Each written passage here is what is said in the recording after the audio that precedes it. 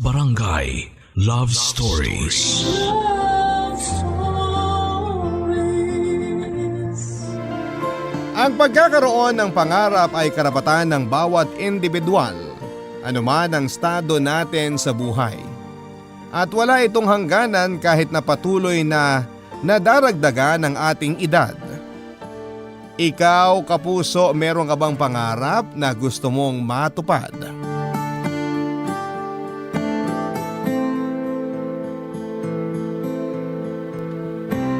Dear Papa Dudut, hello po, ako po si Audrey, 37 years old at isang florist o yung bang may-ari at nagbebenta at nag-a-arrange ng mga bulaklak. Nasa Maynila po ang shop ko at sa kasalukuyan ay kumikita naman. Meron din po akong online job na isinasabay ko habang tumatao sa tindahan ko. At tuwing sasabit ang katanghaliang tapat ay nakaugalian ko na po ang mag-tune in sa programa ninyong Barangay Love Stories. At isang araw ay naisip ko na lang po na magpadala ng sulat ko sa inyo at magbabaka sakali na mabasa ninyo. Ang gusto ko pong i-share sa ating mga kabarangay ay kung paano ako naging florist. Para sa akin ay matagal ko na pong pangarap yung mahanap ang bagay sa mundo na talaga namang ma-enjoy kong gawin. Yun bang may apply ko yung passion ko and at the same time ay kikita rin po ako ng pera. At hindi nga nagtagal ay napunta ako sa larangan na may kinalaman sa flower arrangement. At sa udyok ng very supportive na tiyahin ko ay nakapagpatayo po ako ng shop at partida. Gusto ko rin po palang banggitin na nang dahil sa hilig kong ito ay nakilala ko ang love of my life na si Stefan.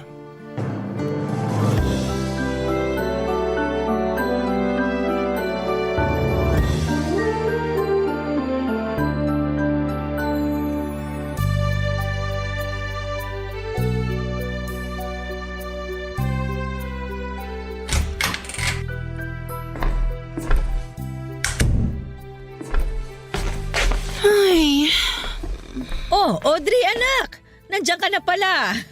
mano po, Nay? Ano bang itsura yan? Bakit parang lantang gulay ka? Pambihirang jeep naman kasi yun. Daming ikot. Kung kailan uwing-uwi na ako, saka pa nag-tour. Ayun, imbis na maaga-aga sana ako makarating dito sa bahay, kinabi na ako. Di ko na talaga kaya tong ganitong buhay, Nay. Anong hindi na kaya? Anong buhay? Yung ganito po. 5 days a week, ang aga-aga kong gumigising para pumasok sa office. Susuong sa traffic pati sa pag-uwi. Madalas gabi na ako makakarating sa bahay. Sa sobrang pagod ko, kahit pagkain kinakatamaran ko na rin. Hindi ka pa rin ba nasasanay? Ilang taon mo na rin naman yung ginagawa ah. Isipin mo na lang na malaki naman ang kapalit ng pagod mo. Pero hindi na po ako masaya, Nay. Ano bang hindi masayang pinagsasasabi mo? May trabaho ka, kumikita ka ng pera. Ano pa bang problema mo doon? Marami nga dyan walang hanap buhay tapos ikaw sasabihin mo yan? Nay, hindi naman po sa ganun. Siyempre, thankful ako dahil may work ako ngayon. Pero iba po kasi itong nararamdaman ko. Parang gusto ko nang mag-resign eh. Naririnig mo ba yung sarili mo, Audrey? Huwag nga kayong sumigaw, Nay. Di naman ako bingi. Ikaw kasi kung ano-anong pumapasok dyan sa isip mo. Tuloy kung ano-ano rin ang sinasabi mo. Anong resign? Sira ulo ka talagang bata ka, no? Napagod ka lang sa biyahe ngayong araw tapos biglang gusto mo nang umalis sa trabaho mo? Nay, hindi niyo po ba nagigets yung punto ko? Pagod na ako. Hindi na po ako masaya. Oo, may trabaho ako. Kumikita ako ng malaki. Pero parang hindi ko na nakikita yung sarili ko na nasa opisina lang at nakatutok ko sa computer ko buong maghapon hanggang sa pagtanda ko. Gusto ko naman ma-enjoy ang buhay ko. O di ba nga nung nakaraan nagbakasyon ka na, sabi mo gusto mo maglibang-libang tapos ngayon ganyan ulit ang dahilan mo. Akala ko kasi sapat na yung 3 araw na out of town para ma-refresh yung isip ko at bumalik yung gana ko sa trabaho. Mali po pala ako. Nay, parang... Ay, ewan ko po. Ang gulo-gulo ng lahat sa akin. Kung napapagod ka, ipahinga mo lang. Matulog ka, huwag ka na kasing mag-cellphone. Sobra naman kayo, Nay. nagsasabi lang naman ako ng totoo. Madalas nakikita pa kitang online this oras na ng gabi. Paano hindi ka mapupuyat nun? Hindi nga po kasi ako makatulog. Kahit umikot-ikot ako sa higaan at pumikit ng matagal, hindi pa rin ako basta dinadalaw ng antok. Ay, mukhang may insomnia na yata ako eh. Ay naku Audrey, magulo lang ang isip mo ngayon kaya mo nasasabi yan. Bukas, kapag nahimasmasan ka na, ay nako siguradong marirealize mo yung mga kagagahan mo. Pagod ka pa dyan, napaka-arte mo. Kung makapagsalita naman po kayo, parang hindi rin kayo napagod nun ah. Sinabi ko bang hindi? Eh kung alam mo lang na maraming beses ko nang binalak no tumalon dun sa tulay sa sobrang hirap at pagod na pinagdaanan ko para lang mabuhay tayo noon, eh sigurado walang-wala yung pagod na sinasabi mo. Ay, ewan ko sa inyo, Nay. Matutulog na po ako. Hoy, abay hindi ka pa kumakain ah. Kumain ka muna. Hindi na po. Busog pa po pala ako. Good night po. Ay teka lang naman Audrey, may kukwento pa ako sa'yo eh.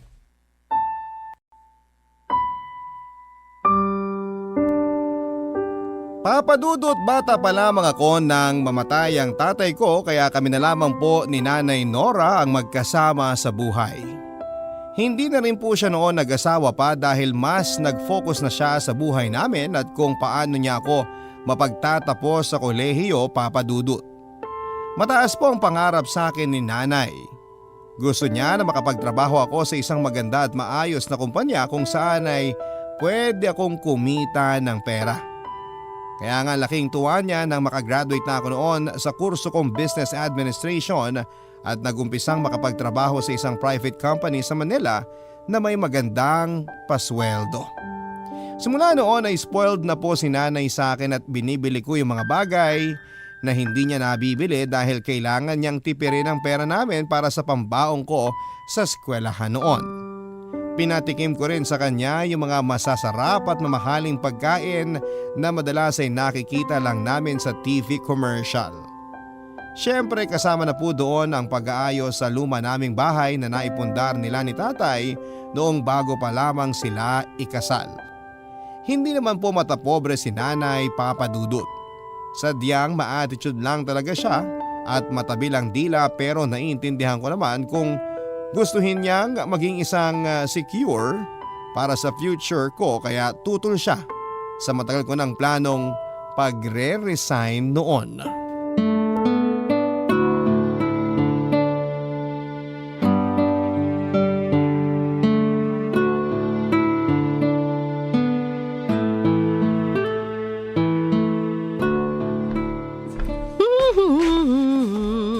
Oh, wala ka bang lakad ngayon, Audrey?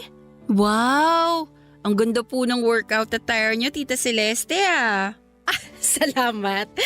Galing kasi ako dun sa Pazumba sa barangay. Ay, grabe! Nakakapagod pero sobrang saya pala. Tagtag kung tagtag ang fats ko sa katawan. Pero teka, hindi mo pa sinasagot ang tanong ko. Akala ko may lakad kayo ng friends mo ngayon. Tinatamad na po akong sumama. Makaupo nga muna sandali. May iba ka bang gagawin? Ay, ang totoo po niyan. Wala naman po. Oh, bakit naman parang malungkot ka? May nangyari ba? Pwedeng-pwede ka magsabi sa akin. Alam mo po, Tita, thankful ako kasi nandyan kayo.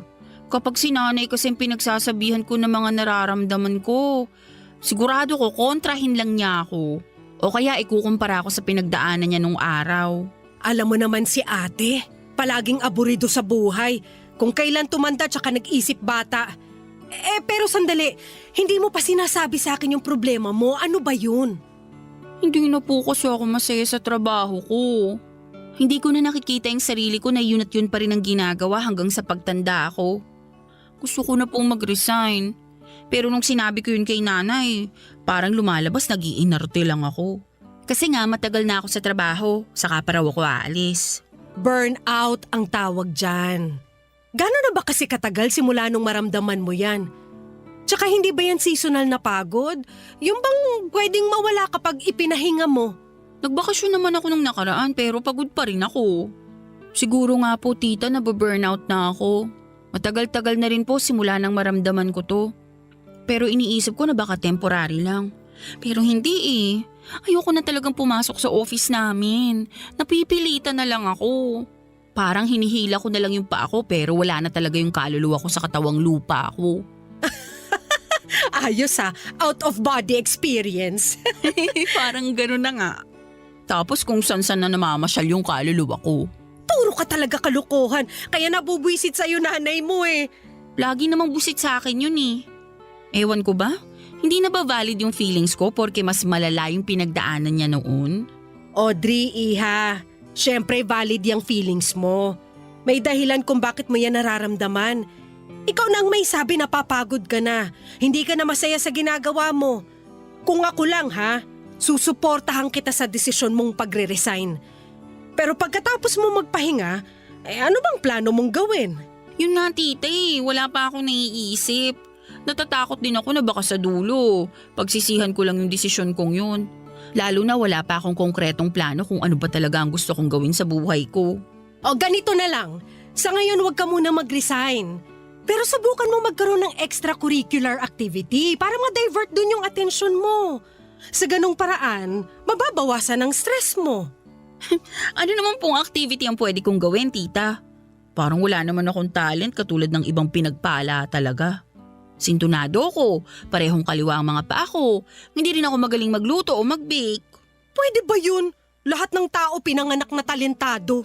Yun nga. Pero parang tulog pa ako nung nagpasabog ang langit ng talent. Hindi po ako naambunan kaya eto wala akong alam na gawin bukod sa trabaho ko sa opisina. Basta. Hindi ako naniniwala na wala kang talent. Nasa dugo kaya natin ang pagiging musikero, singer at dancer. Kung wala sa isa sa mga yun ang hilig mo, baka naman nasa ibang uri ng sining. Uri ng sining? Pagpipaint, ganun? Pagdodrawing? Yung stick na tau-tauhan lang ang kaya kong i-drawing Tapos hindi ko pa sa ulo yung basic colors. Napakalawak ng mundo ng painting para tiyagain ko pang hanapin kung ano yung genre ko. Kaya nga tinanggap ko na lang na wala talaga akong talent. Yang pag-iisip mo na yan ang dahilan. Kaya lalong hindi mo mahahanap kung ano talaga yung bagay na ma-e-enjoy mo. Kaya kung ako sa'yo, tigil-tigilan mo na yung pagiging negatron mo. Yan din yung baguhin mo para naman hindi puro negatibo ang nasasabi mo. Pero paano ko naman gagawin yun? Pakiramdaman mo ang sarili mo. Pakinggan mo yung boses dyan sa loob mo. Huwag ka ring matakot na sumubok at mabigo dahil dun mo mahahanap kung ano talaga ang bagay na nakalaan para sa'yo. Papa Dudut, may 3 nakababatang kapatid si nanay. Siya po kasi ang panganay pero sa lahat ng mga tiyahin at tiyuhin ko sa side niya, Papa Dudut, ay si Tita Celeste ang pinaka-paborito ko. Walang anak ang tiyahin kong yon pero nag-aasawa naman siya. Kaya lang naghiwalay din sila dahil nga hindi siya mabuntis. Simula noon ay sa bahay na tumira si Tita Celeste para may kasama si nanay. Magkaugali po kami, Papa Dudut. Pareho kami ng personality at trip ni Tita. Sa katunayan ay si nanay lang ang naiiba sa aming 3 sa bahay. Si nanay lang ang masungit, suplada, kontrabida at pikon. Magka-vibes po kami ni Tita at ako rin po ang tinuturing niyang anak. Nagpapasalamat po ako, Papa Dudut, dahil nandyan si Tita Celeste sa tuwing nakakaramdam ako ng burnout sa mga ginagawa ko. Nakakatulong po talaga at nakagagaan ng pakiramdam yung mga payo niya at suggestions. Pero alam ko sa sarili ko na hindi lang po basta burnout o pagkapagod sa ginagawa ko sa buhay yung nararamdaman ko ng panahon na yon. Lalong-lalo na sa trabaho. Kaya nga matapos sabihin sa akin ni Tita Celeste na pakinggan ko ang inner voice ko, kita ko na lamang ang sarili ko na biglang nagka-interes sa isang partikular na kurso na dati kong kasamahan sa trabaho na may kinalaman po sa flower arrangement. Kaya nga hindi na rin po ako nagdalawang isip na mag-reach out sa kanya through Facebook at in-invite naman niya ako na umattend sa isa sa mga gaganaping workshop tungkol doon. At sino mag-aakala na mag-e-enjoy ako sa pag-aaral tungkol sa mga bulaklak at pag-a-arrange nito. Sa totoo lang ay hindi ko namalayan na natapos na ang 6 na oras naming workshop/seminar na yon. At bitin na bitin pa rin po ako, Papa Dudut.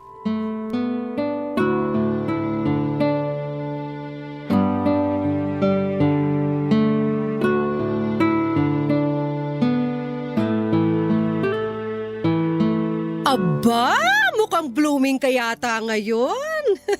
Teka, saan ka nga pala nang galing? Galing po ako sa workshop, tita. Sinama po ako ng dati kong katrabaho. Ay, talaga? Tungkol saan naman yung workshop na yun? Tungkol po sa mga bulaklak. Flower arrangement kung tawagin. Wow! Ngayon ko lang narinig yan ha. May ganyan pala. Opo, meron po kaya nga natuwa talaga ako. Usually, para po talaga yun sa mga tao na nagbabalak pumasok sa flower shop business. Alam nyo, ang dami-dami ko pong natutunan kanina. Tulad ng kung ano-ano yung mga seasonal flower, mga pangalan nila, basic form and meaning. Grabe tita, nga talaga ako nung nagsasalita yung isang florist doon tungkol sa journey at saka experience niya kung paano siya napadpad sa ganong karir. At nakaka-inspire po talaga.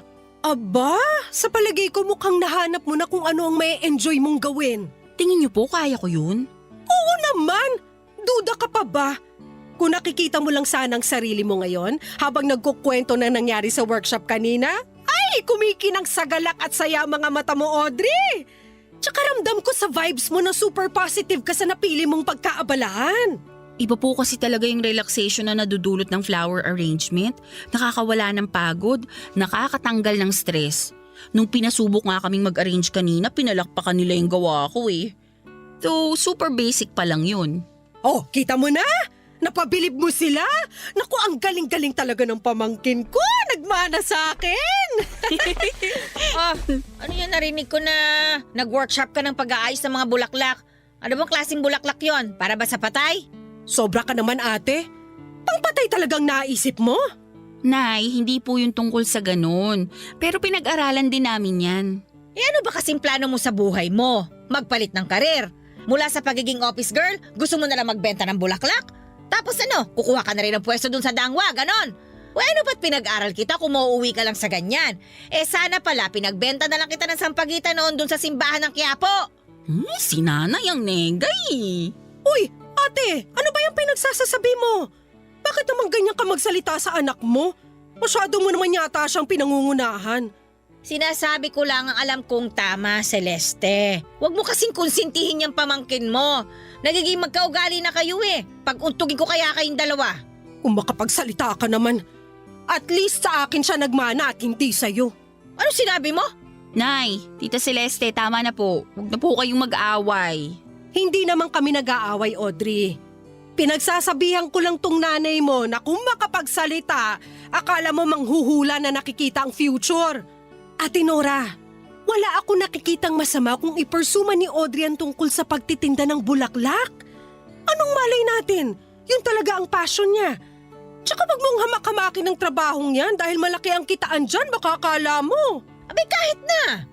Hindi pa rin sigurado nakikita ka dyan, Audrey. Katulad ng pagkakaroon mo ng sweldo tuwing kinsenas at katapusan doon sa trabaho mo ngayon. Gusto mo ba habang buhay na lang na empleyado tong anak mo? Tsaka malaki na si Audrey. Hayaan mo siya magdesisyon ng kanya. Labas na tayo dun. Aba, hindi pwede sa akin ang ganyan. Anong hindi pwede sa'yo? Bakit anak mo ba yan? Huwag ka nga nakikialam dito, Celeste, ha? Oy, Audrey, sa akin ka pa rin makinig. Ako ang nanay mo at sundin mo ang gusto ko. Sa kabila ng pagtutol ni nanay ay ipinagpatuloy ko pa rin po ang pagkuha ng short-term course na may kinalaman sa flower arrangement. Meron naman po kasing institusyon na nag-o-offer noon somewhere in Manila. Mabuti na lang dahil maluwag naman ang company namin at suportado nila ang mga empleyado sa mga side hustle namin. Basta nagagampanan at hindi naman napapabayaan ang aming mga trabaho. Pero syempre minsan ko na rin pong kwenestyon ng sarili ko kung may patutunguhan ba ang ginagawa kong yon, lalo pat walang kabilib-bilib sa akin ng nanay ko. Hindi ko naman siya masisisi kung yon ang paraan niya ng pag-aalala sa akin na anak niya. Pero naninindigan pa rin po ako noon na malaki na ako at para sa ikabubuti ng kalooban at ikakatupad ng pangarap ko ay ginagawa ko po yon. Mabuti na lamang papadudot dahil nakilala ko si Stefan na naging kaklase ko ng mga panahong yon dahil bukod kay Tita Celeste, nagkakaintindihan po kami at pareho ng sentimiento, papadudot.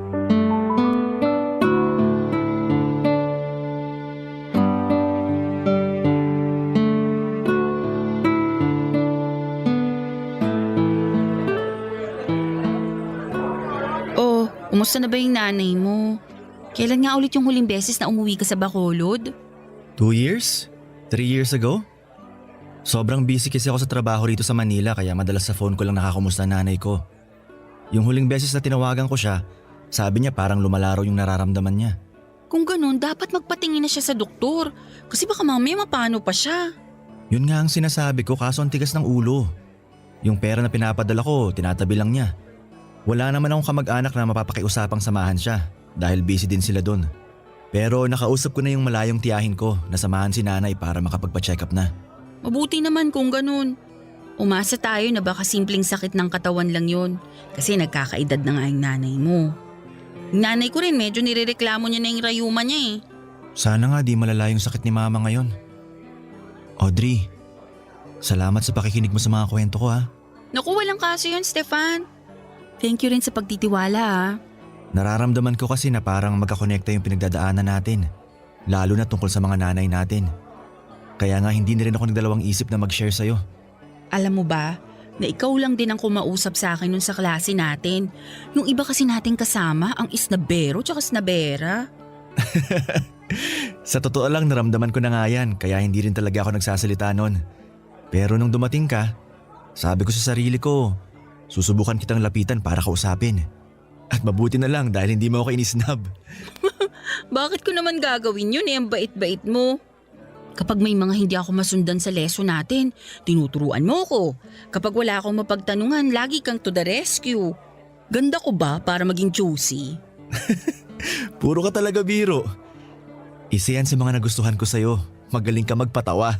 So sa lagay, para lang akong clown sa paningin mo. Uy, hindi ganun ang punto ko. Wala na, nasaktan mo na yung feelings ko. Huwag mo na akong subukang suyuin dahil hindi na magbabagong isip ko. Talaga? Kahit na ilibre kita ng dinner after class? Seryoso ba yan? So ngayon gusto mo naman akong yayaing mag-date? Sobra ka na talaga, Stefan ha? Ayaw mo pa? May alam ako masarap na kainan dito lang sa area. Di ba nabanggit mong nag-crave ka sa Japanese food? Pati yun, natandaan mo pa? Iba ka ha? Hindi ka lang henyo sa flower arrangement, pati na rin sa tunay na buhay. Game ako, hindi ako tumatanggi sa libre. Hindi naman po ako NBSB o no boyfriend since birth, Papa Dudut. Sa katunayan, high school pa lamang ay nagka-jowa na ako kaya nga lang lalong naging strikto sa akin si nanay. Pero na mag-college na ako at nag-work ay nawala na po talaga ako ng interes na pumasok sa isang relasyon. Hanggang sa umabot na nga sa edad na 32 noon ay hindi pa rin ulit ako na-in love until magkakilala nga kami ni Stefan.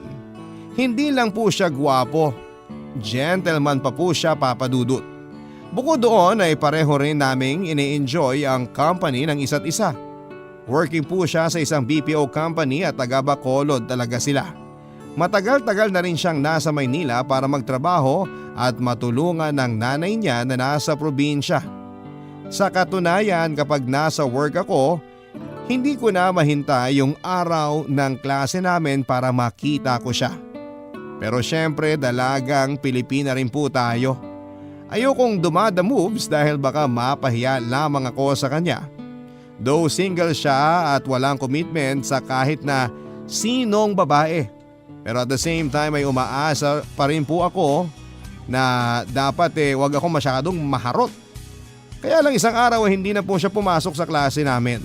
At nagtuloy-tuloy na yon hanggang sa natapos ko na po yung kursong kinuha ko at hindi na kami nagkita pa. Sa tinagal-tagal ko po sa corporate world, syempre ay mainaitabi naman po akong pera. Iba pa yung emergency fund namin at investment, Papa Dudut. May bukod po akong savings na siyang ginamit ko nang magplano na po akong isakatuparan yung pangarap kong pagpapatayo ng flower shop. Nag-start po akong magbenta online, Papa Dudut, at pumatok naman. Kaya lalo akong naging desidido na magkaroon ng sariling pwesto hanggang sa nagkatotoo na nga po yun. Nag-resign na rin po ako sa trabaho ko noon sa office dahil kailangan ko mag-focus sa business ko. Bagay na hindi po talaga kinatuwa ni nanay.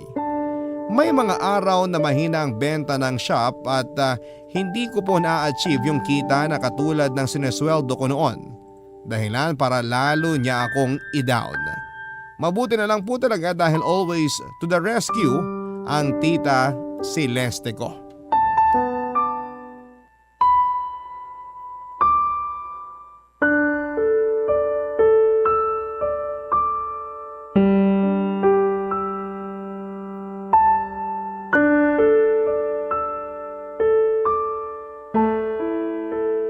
Ay, naku, parang abonado pa yata ako ah. Bayad pa sa kuryente at tubig tapos kulang pa tong kita sa shop. Yan! Yan na nga ba ang sinasabi ko sa'yo, Audrey? Kung hindi ka sana nag-resign noon sa pinapasukan mo at hindi mo pinatayo yung shop mo, hindi ka mamomroblema ng ganyan. Hindi sana kakarampot ang perang kinikita mo ngayon. Nay, ilang beses na po nating napag-usapan to. Wala po akong pinagsisisihan sa desisyon ko nung umalis ako sa trabaho at mag-business. May mga araw lang po talaga na ganito, na mahina ang benta. Hindi kasi peak season ngayon pero hindi rin naman palaging ganito. Nagkasabay-sabay lang po talaga yung mga bayarin. Abay kahit na! Hindi ka nga sumasala sa pag-aabot dito sa bahay, pero wala namang natitira para sa sarili mo. Baka nga abonado ka pa. Hindi nyo na po yun dapat problemahin. Akin na lang po yun. Oh, nandiyan pala kayong magnanay. Oh, heto, may bit-bit akong donut. Nabili ko dun sa binabaan kong bakery. Donut? O hindi ba matamis yan? Paano ka nalang papayat kung panay ang kain mo niyan? Sayang naman yung pagsusumba-sumba mo araw-araw. Bakit? Sinabi ko bang para sa akin yan? Para talaga yan kay Audrey kasi mukhang kailangan niya ng comfort food. Kumain ka na rin kaya ate, para namang bumait-bait ka. Balita ko may gayuma raw yan Aba, baka sakaling ma-inlove ka dun sa nagmasa niyan. Kahit kailan talaga, ang lakas mong mambuisit, Celeste. Diyan na nga kayong dalawa. Maglalagay pa ako ng vitamin E sa mukha. Feeling ko talaga, nagpapaganda yan dun sa lalaking binilhan ko ng donut. Oh, Audrey, bakit mukha ka namang malungkot? Mababa na naman ba ang kita ng shop? 3 sunod-sunod na araw na kasi tita. Medyo nalulungkot lang talaga ako. Pero hindi naman laging ganyan, di ba? Madalas matao at dinarayo ang shop mo. Nagkataon lang siguro pero alam ko naman na makakabawi ka rin sa susunod. Ay, hindi ko lang po talaga mapigilang isipin na baka tama nga si nanay na mali yung desisyon kong pasukin ang career na to. Na baka hindi talaga ako para dito. Ngayon mo pa talaga sasabihin yan kung kailan nadadagdagan na ang mga suki mo? Alam mo, Audrey, palagi kitang binibida dun sa mga kazumba ko. Sabi ko, proud na proud ako sa'yo kasi biruin mo yun. Iniwan mo yung high-paying job mo para gawin at sundin ang passion mo. Bibihira lang mga taong gumagawa ng ganyang move. Bibihira lang yung mga sumusugal kasi takot silang matalo. Pero ikaw, pinabilib mo ko. Paano nga kung matalo ako, tita? Nako, maaga pa para sabihin mo yan. Marami pang pwedeng mangyari. Pero ano man ang mga yon, maganda man o hindi, hanggat nabubuhay ako, nandito lang ako para sumuporta sa'yo.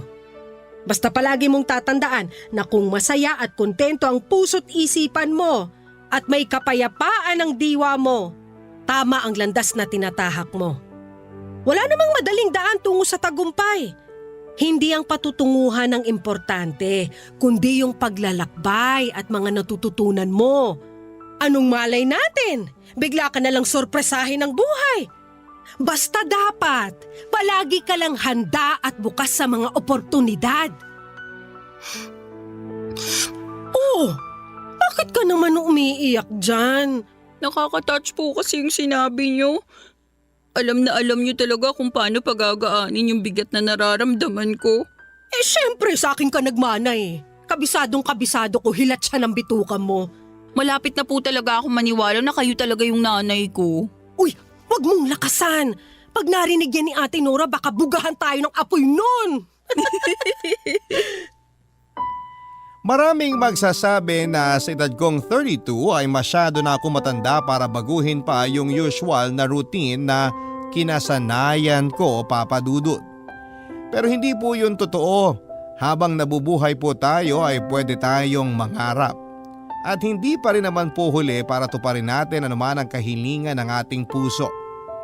Kaya nga po kahit challenging at nakakapagod dahil ako nga ang boss, ako rin ang staff ng flower shop ko, ay masayang masaya po ako, Papa Dudut.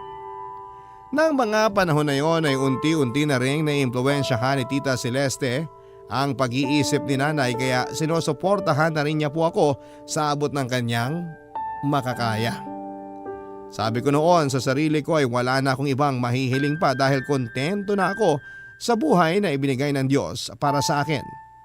Pero minsan habang nagkukwentuhan kami ni Tita Celeste, tanong niya kung kailan ko raw ba plano mag-asawa o kahit mag-jowa man lang.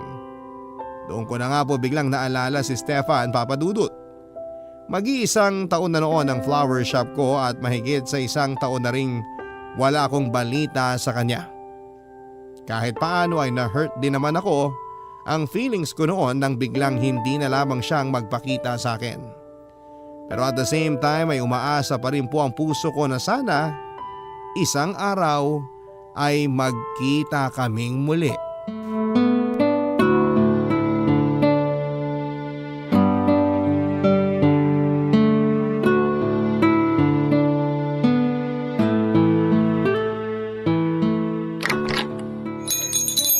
Sir, sorry po, sarado pa yung shop. Stefan? Hi Audrey. Sorry kung pumasok na ako kahit sarado pa. Anong ginagawa mo rito? Tagal mo ring nawala ah. Di ka na bumalik sa klase natin nun. Ano bang nangyari? Alam ko na marami kang tanong. Aba, marami talaga. Siraulo ka ba? Umalis ka na lang nun nang walang paalam. Alam mo ba kung ano-ano na yung naisip kong dahilan mo na baka nawalan ka na lang bigla ng interes sa klase natin o napagod ka na lang sa pakikipag-usap mo sa akin? Wala kang idea kung paanong hindi na naging katulad ng dati yung klase natin simula nung umalis ka. Alam ko naman yon, kaya nga gusto kong humingi ng sorry sa'yo. Akala ko pa naman magkaibigan na tayo, tapos bigla ka na lang nang iwan sa ere. Kaya nga nagbalik ako rito para hanapin ka. Kaso natapos mo na pala yung course natin, kaya simula nun, tinanggap ko na sa sarili ko na hindi na talaga tayo magkikita. Hanggang sa nakita ko sa Facebook yung shop mo. Simula nun, hindi na ako nagdalawang isip na sadyain ka rito. Hindi mo alam kung gaano ko kasaya na sa wakas nagkita na uli tayo. Pwes ako hindi masaya. Ayoko sa lahat yung taong ganyan yung lulubog, lilitaw. Paano kung bigla ka na lang umalis ulit? Ay, gusto mo ba talagang malaman ang totoong dahilan kung bakit hindi ko na tinapos yung course natin? Kung bakit bigla na lang ako nawala? Kung sa palagay mo magbabagong pagkainis ko sa'yo dahil dyan sa dahilan mo, huwag ka nang umasa. Hindi naman ako umaasa, Audrey.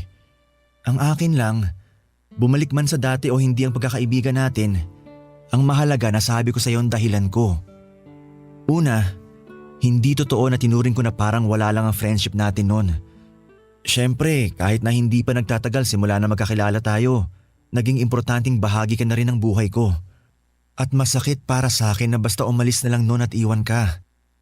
Ang totoong dahilan kaya bigla ako napauwi ng Bacolod, nalaman ko kasi na may cancer sa buto ang nanay ko. Ha? May cancer ang nanay mo? Oo, Audrey. Tuliro ako noon at hindi ko na alam ang gagawin ko. Ang una kong naisip, kailangan ko umuwi sa amin para makita si nanay. Kaya sinunod ko ang isip ko. Nang makarating ako sa Bacolod, hindi na ako nakaalis sa tabi ng nanay ko hanggang sa magsimula ang treatment niya. Doon na rin ako nagtrabaho ng ilang buwan para mas matutukan ko siya at maalagaan. Sa mga panahon na yon, lagi kang tumatakbo sa isip ko, Audrey. Kung kumusta ka na ba? O kung nagtatampo ka kasi nga bigla na lang ako nawala. Pero dahil hanggang doon lang ang magagawa ko, umasa na lang ako na isang araw, magkikita ulit tayo. Uy, sorry Stefan. Hindi ko alam.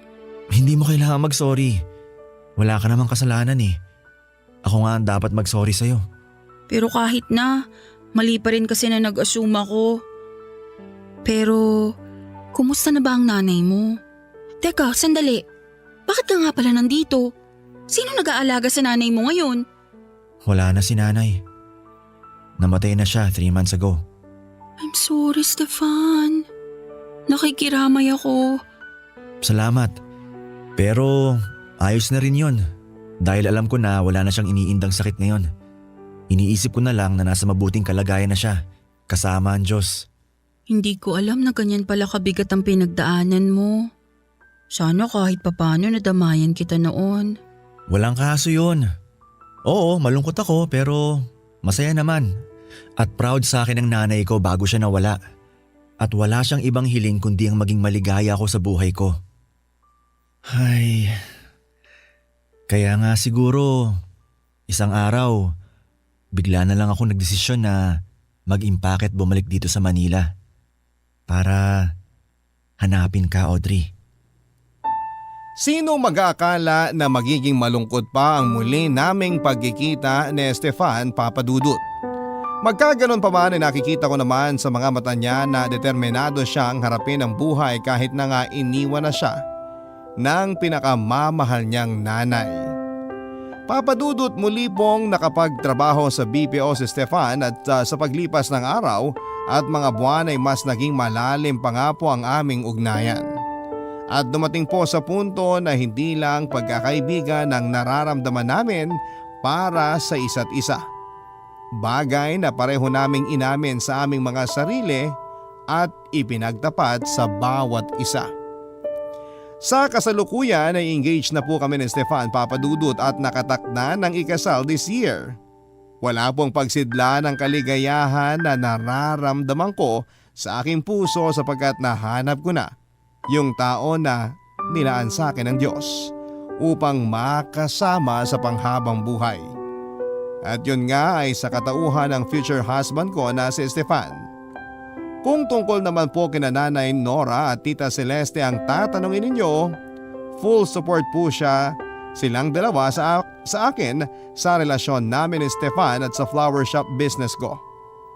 Ang sarap lang sa pakiramdam na alam kong nasa tabi ko ang pamilya ko na maaari kong sandalan sa panahon ng pangangailangan. Papadudut, thank you very much po sakaling mapili po ninyong itampok ang kwento ng buhay ko at sana ay marami sa mga kabarangay natin ang nakarelate at na-inspire sa aking binahaging storya. More power and God bless po sa Barangay Love Stories. Ang inyong forever kapuso at kabarangay, Audrey. Barangay Love Stories.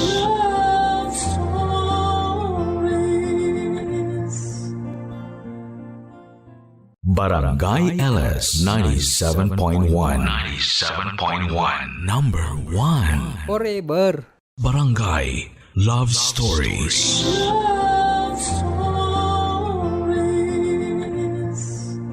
Ang sabi nila ay may mga tao na pinagtatagpo ngunit hindi naman tinatadhana. Masakit pero minsan sa paglipas ng mahabang panahon ay may mga pag-ibig pa rin na kasing tamis ng kahapon.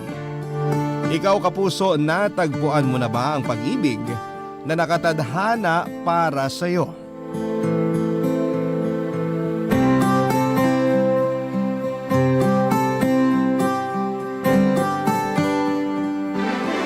Dear Papadudut, kumusta po? Ako po si Caleb, 31 years old at may-ari ng isang cafe dito sa Marikina. Pero pinanganak po ako noon sa Davao. Bata pa lamang po ako ay pangarap ko na talaga ang magkaroon ng sariling negosyo. At dahil graduate naman ako sa culinary at may certificate rin bilang barista, ay naisipan ko nga magtayo ng cafe. Bagaman challenging ang panahon ngayon dahil sa pandemic ay masaya naman ako dahil kahit papaano ay hindi pa rin nawawala ng kita ang negosyo ko. Papadudod, sumulat po ako sa programa ninyo para i-share ang kwento hindi lang ng buhay at pag-ibig namin ng wife kong si Arya, kundi maging ng Lolo David ko at ni Lola Sinag. Kaya po umaasa ako na sana ay katuwaan at kaliwan ito ng inyong mga kabarangay dahil aaminin ko na malaki ang bahagi ng lolo at lola namin sa matatag naming relasyon ni Arya. Bata pa lamang ako ay hopeless romantic na ako, Papadudut. Sa katunayan, kinagiliwang ko noon ang pagbabasa ng mga romantic Tagalog novel at minsan na rin akong naniwala na isang araw ay matatagpuan ko ang babaeng mamahalin at pakakasalan ko sa isang unexpected na pagkakataon, tulad na lamang ng mga nangyayari sa pelikula at sa mga nobela. At hindi nga po ako nagkamali dahil ganon kami nagkakilala ni Arya.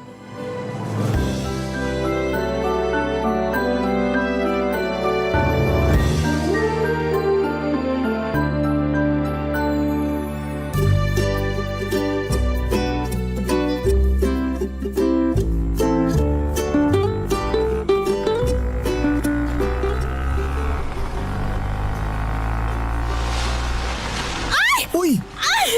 Anak ka naman ng pating! Naku, miss, pasensya na. Anong pasensya? Tingnan mo nga itong ginawa mo sa sapatos ko, binasa mo! Hindi ko naman sinasadya.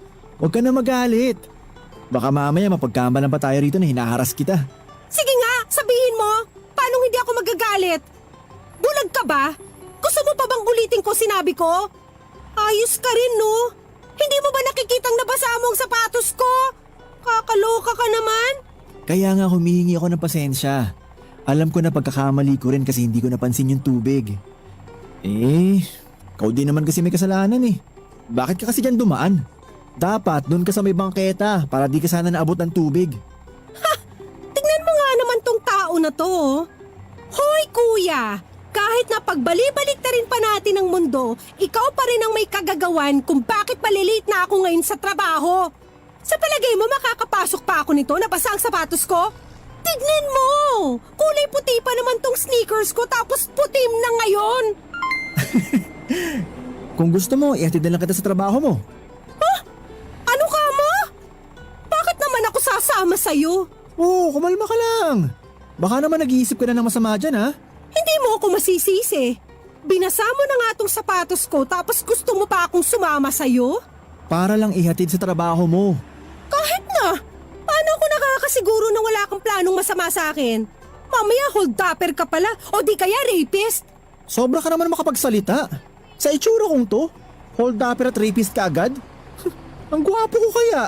Walang gwapo o pangit sa masasamang loob. Sandali nga lang. Parang masyado ka na masakit magsalita. Pumreno ka naman ate. Alam ko naman na nagkamali ako. Pero di ba? Nag-sorry na ako kasi hindi ko naman sinasadya. Pero naghalit ka pa rin. Tapos nag-offer din ako na ihatid ka na lang sa work mo. Dahil sabi mo malilate ka na. Kaya lang pinagbintangan mo naman akong hold-upper at rapist. Parang hindi naman na yata tama yun. Anong magagawa ko? Hindi naman kasi talaga nakakatuwa tong ginawa mo. Sa tingin ko naman kasi alam mo yung salitang konsiderasyon sa mga naglalakad, di ba? Porke nakamotor ka, kala mo pag-aari mo ng kalsada. Hala, saan naman ang galing yan? Alam mo, ayoko na makipag-usap sa'yo. Sinira mo na nga ang umaga ko, plano mo pa yatang wasakin ang buong araw ko. Diyan ka na nga, buwisit! Ate, sigurado ka ba talagang hindi ka aangkas sa akin? May isa pa akong helmet. Huwag ka mag-alala, bagong bili ko lang yon. Plano ko kasing sunduin ng lolo ko. Nagmamaktol na iangkas ko naman daw sa motor. Ano naman ang pakialam ko sa mga plano mo sa buhay? Uy, kalma! Galit ka na naman. Nakakainis ka na talaga ah. Wag mo na ako susundan dahil sisigaw ako. Walis ka na! Salamat sa pagsira ng araw ko, Mr. Antipatiko. Have a nice day! Have a nice day din sa'yo, Miss Beautiful! Tse! Wag na sana tayo magkita ulit. Sa totoo lang ay ibang-iba sa makulay at detalyadong eksena gaya ng sa mga pelikula ang pagtatagpo namin ni Arya. At imbes na matatamis ng ngiti o malalagkit na tinginan ay pareho po naming sinimangutan ang isa't isa dahil sa nangyari. Naisip ko pa nga noon na napakamalas ko dahil nag-cruise ang landas namin, pero aaminin ko na kabaligtaran po noon ang nararamdaman ko na maghiwalay kami ni Arya ng araw na yon. O papadudot, love at first sight na nga yata ang tawag doon. Paano ba naman kahit na inis sa akin noon ang wife ko, ay hindi pa rin may kakaila na napakaganda niya. Tapos imbes na masira ang araw ko sa mga pinagsasabi niya sa akin ay kabaligtaran noon ang nangyari. Tandang-tanda ko pa nga ang napakalapad ng ngiti ko na para bang mapupunit na ang aking labi matapos akong talikuran ni Arya at sabihing huwag na sana kaming magkita ulit. Pero mapaglaro ang tadhana, Papa Dudut, dahil pagkalipas lamang ng 2 linggo ay muli kaming pinagtagpo ni Arya matapos niya noong pumunta sa cafe kasama ang lola sinag niya, Papa Dudut.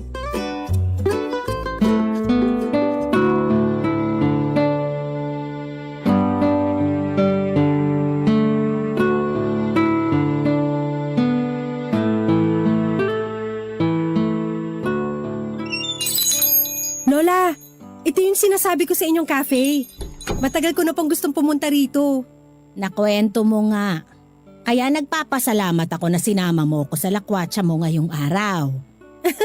Lakwatsa talaga, la? O siya, maupo muna kayo dyan. O order lang ako. Sige, dito ako uupo para hindi tutok sa aircon.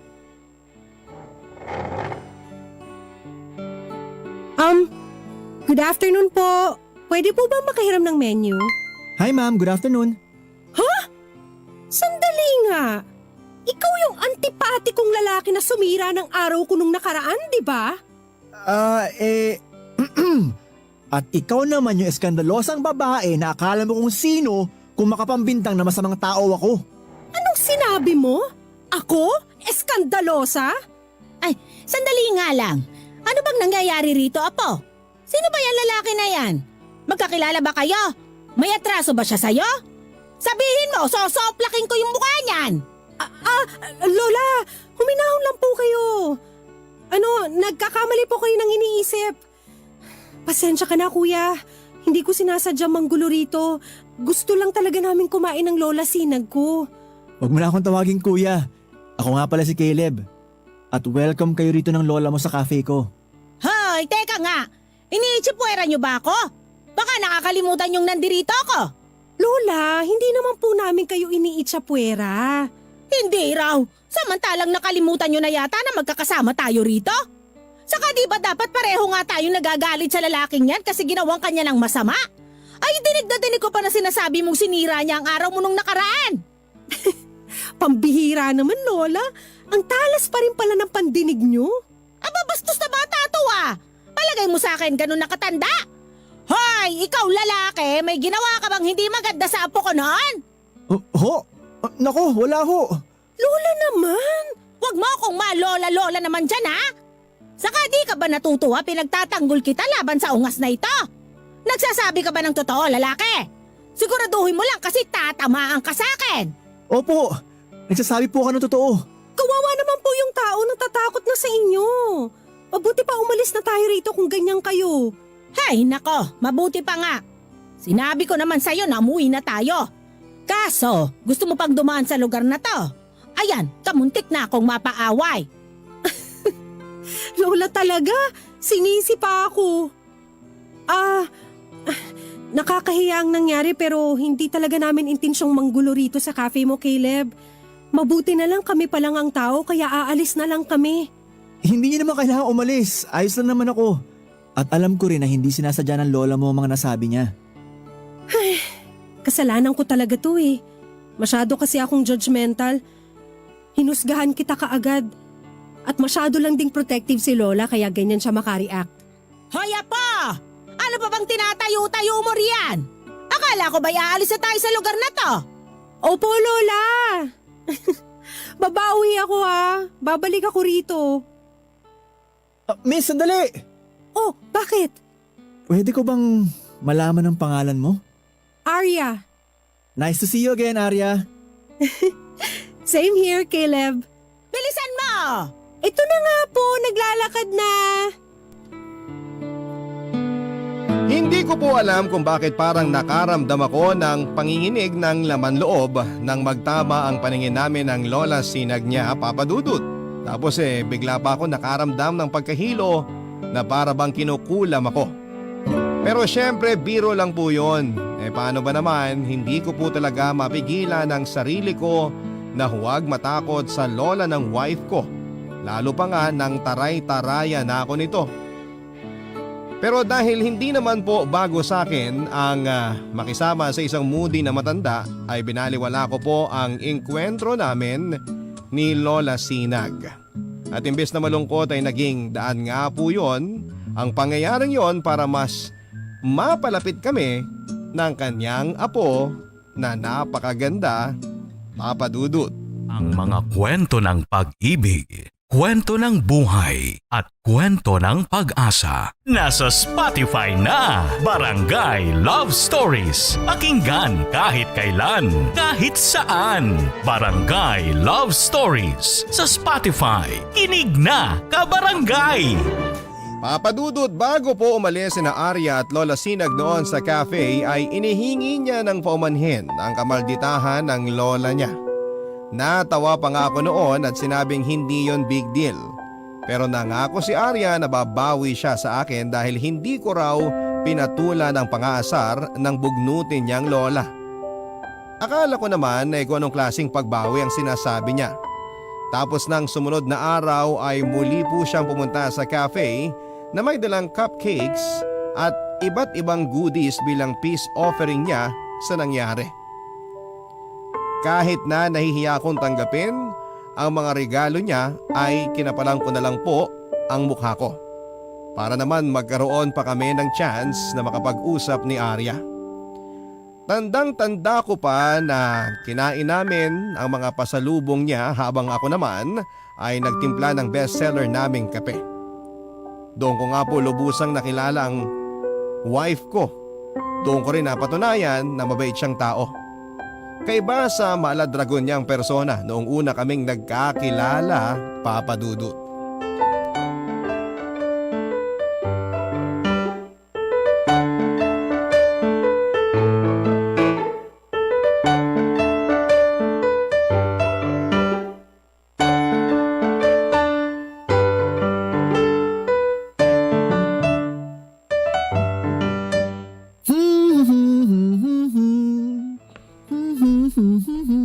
Baka naman mapunit yung mukha mo sa lapad ng ngiti mo, ha? Oh, Lolo, kayo po pala. Oh, kalma. Ako lang to. Kung makalolo ka naman. Kasi naman baka pumapano kayo. Di ba kanina lang nirereklamo niyo yung rayuma niyo? Ano ka ba? Ayos na ako. Saka pasumpong-sumpong lang naman pero nawawala rin. Makaupo nga sandali.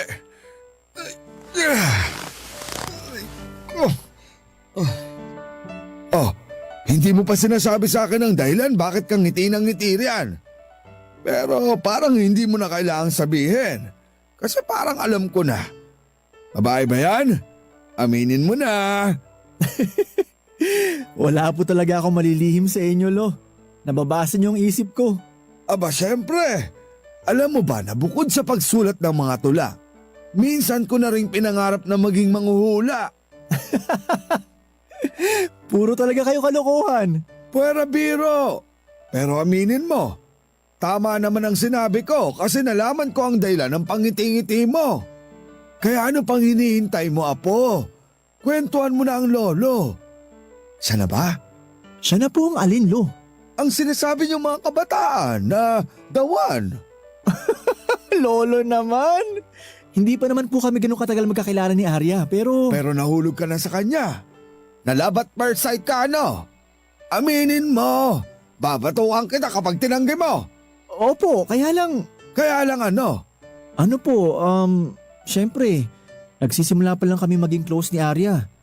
Ayoko naman po na masira ang pagkakaibigan namin kung bigla akong sasabihin sa kanya na gusto ko siya. Ay nako, kahit kailan talaga ang torpe mo. Grabe naman kayo, Lo. O bakit? Totoo naman eh. Single ba yang si Arya? Walang sabit pag nagkataon. Opo, wala po siyang boyfriend. Single na katulad ko. Bukod doon, mabait din po siya. Nakakatawa nga lang yung unang pagkikita namin kasi akala ko hindi na kami magkakasundo. Kaya lang nagkita po ulit kami nang minsan siyang pumunta sa cafe kasama ang lola niya. Apo, hindi ko man personal na kilala yang si Arya. Nararamdaman ko na mabuti ang batang yon. Pero siyempre sa ating dalawa, ikaw ang mas nakakakilala sa kanya. Kung ganun, ano po maipapayo niyo, Lo?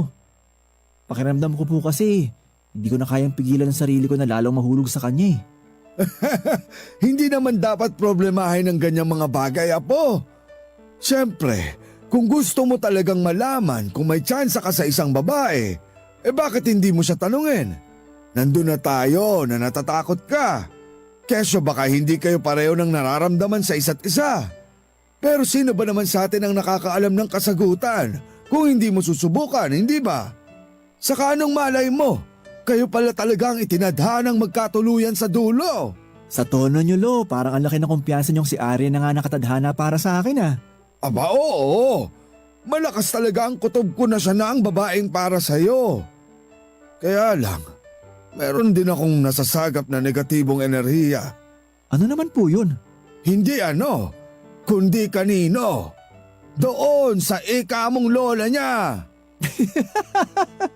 Naniniwala na po talaga ako na may dugong manghuhula kayo, Lo. Aba bakit? Tama ba ako? Nako, patay tayo kung ganon. Katulad ng sinabi ko noon ay hindi na po bago sa akin ang makisama sa mga matatanda dahil sa lolo David ko. Kapatid po siya ng tatay ko, mabait, kengkoy, romantiko at sa katunayan ay sa kanya ko po naman ang pagiging hopeless romantiko. Mahilig din pong sumulat ng tula ang lolo ko at madalas ay tungkol ito sa pag-ibig at pagkabigo. Hindi na po nakapag-asawa si Lolo David at ang sabi niya lang sa akin ay hindi na kasi siya nakahanap ng babaeng mamahalin matapos silang magkahiwalay noon ng kasintahan niya. Papa Dudut, mahal na mahal ko po ang Lolo David ko. Bata pa lamang ako ay siya na ang mentor ko sa lahat ng bagay. Palagi rin po siyang nasa tabi ko, malungkot man o masaya ang nangyayari sa buhay ko. Sa katunayan, siya po ang inspirasyon ko sa ipinatayo kong negosyo at dahil nga po sa closeness naming maglolo, hindi na rin po ako nagdalawang isip na banggitin sa kanya ang tungkol kay Arya. Kung sa bagay, wala man akong sabihin ay ramdam naman niya na masayang masaya ako dahil nga pakiramdam ko ay napatunayan ko na or natagpuan ko na ang babaeng itinadhana sa akin ng langit. Doon na nga po ako hinimok ni Lolo David na mas patunayan pa kay Arya ang nararamdaman ko sa pamamagitan ng pag-amin ko sa nararamdaman ko at panliligaw ko sa kanya.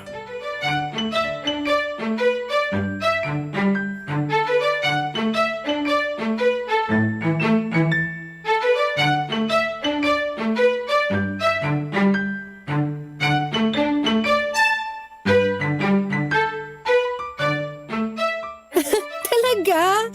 Ganyan din kakulang lolo mo? Para rin pala siyang lola ko, no? Masyadong maraming alam. Sigurado ako na matutuwa ka kapag nakilala mo siya. Magaling kasi magpatawa yun. Grabe, siguradong mawawala ang pagka-bad trip mo dahil sa mga banat at tirada ni Lolo. Ay, alam mo Arya, mahal na mahal kong Lolo David ko. Siya na lang din kasi nag-iisang lolo ko na nabubuhay pa. Siya rin ang nagsilbing mentor ko sa lahat ng mga bagay. At feeling ko sa kanya mo rin namanay ang pagiging gentleman mo. Alam mo, Caleb, na-realize ko na ibang-iba ang ugali mo dun sa Caleb na hinusgahan ko noon. Kasi mabait ka talaga, magalang at mapagpasensya. Ewan ko ba naman noon sa sarili ko kung bakit masyado akong taklesa at judgmental. Kaya nga kahit na matagal na yon, gusto ko pa rin humingi ng pasensya. Ano ka ba naman Arya, wala na yun. Tsaka hindi rin naman kita masisisi kung nainis ka sa akin nung araw na yon dahil nga may karapatan ka namang magalit. At least, alam mo na ngayon na hindi ako hold-upper at rapist. Mukhang gano'n na nga. Ay, Arya, ano kasi? Oh, anong nangyayari sa'yo? Bakit parang bigla ka yatang ninervyos? May, ano, May ano? may sasabihin sana ako pero huwag kang magagalit ha. Ano ko, bata? Pero hindi ko mapapangako na hindi ako magagalit ha. Depende sa sasabihin mo. Ito talaga oh. Nakikita mo na nga nahihirapan na akong bumuelo dito tapos inaasar mo pa ako. Ikaw naman, binibiro lang kita. So ano ba kasi yung sasabihin mo? Sabi ng lolo ko kung hindi ko raw sasabihin ngayon, baka mapalagpas ko na yung pagkakataon na para sa akin. Kaya kahit kinakabahan ako, lalakasan ko na ang loob ko. Okay. Gusto kita, Arya. At kung ayos lang sa'yo, pwede ba kitang ligawan? Paano kung ayoko? Wala namang kaso yun. Ang mahalaga na sabi ko na yung nararamdaman ko. Kung hindi tayo pareho ng nararamdaman, di naman kita pipiliting magustuhan ako. Sira, nagbibiro lang ako. Nagbibiro saan? Doon sa sinabi ko na ayoko. Kung ganun, ibig mo bang sabihin, gusto mo? Oo, dahil gusto rin kita, Caleb. At pumapayag ako na ligawan mo ko. Talaga? Talaga? Oo nga. Pero dapat natin patunayan na pareho tayong karapat-dapat sa isa't isa. Ang totoo niyan, masayang-masaya talaga ako nang makilala kita. At sa tuwing magkasama tayo, katulad ngayon, pakiramdam ko ligtas ako at panatag kapag nasa tabi mo. Matagal na simula nung nagkaroon ako ng boyfriend. Pero matapos niya akong saktan noon, hindi na talaga ako naniwala na meron pang matitinong lalaki sa mundo. Pero na-realize ko na defense mechanism ko lang yon dahil nga natatakot ako magmahal ulit hanggang sa nakilala kita. Sabi ng lolo ko, hindi raw palaging nasa ulap ang pakiramdam kapag nakita mo raw yung taong nakatadhana para sa'yo. Tulad nga nung unang beses na nagkita tayo, di ba? Sa bagay, Pero kung para talaga kayo sa isa't isa ng taong yon, kahit na anong mangyari at kahit na anong sitwasyon, pareho nyo pa rin daw matatagpuan ng isa't isa. Katulad natin, di ba? wow! Masyado kang malalim magsalita, Caleb. Namana mo rin ba yan sa Lolo David mo? Oo. Ganun daw kasi ang eksaktong naramdaman niya sa una't huling girlfriend niya noon. Sunshine daw ang pangalan ng ex ni Lolo. Masayang-masaya po ako dahil pumayag si Arya na ligawan ko siya, Papa Dudut. Importante po sa akin na mabigyan ng ganong chance para lalong patunayan sa kanya ang feelings ko. 3 buwan ko rin pong niligawan noon ang wife ko at sa bawat araw na lumipas ay lalo lang pong nagiging malapit ang loob namin sa isa't isa.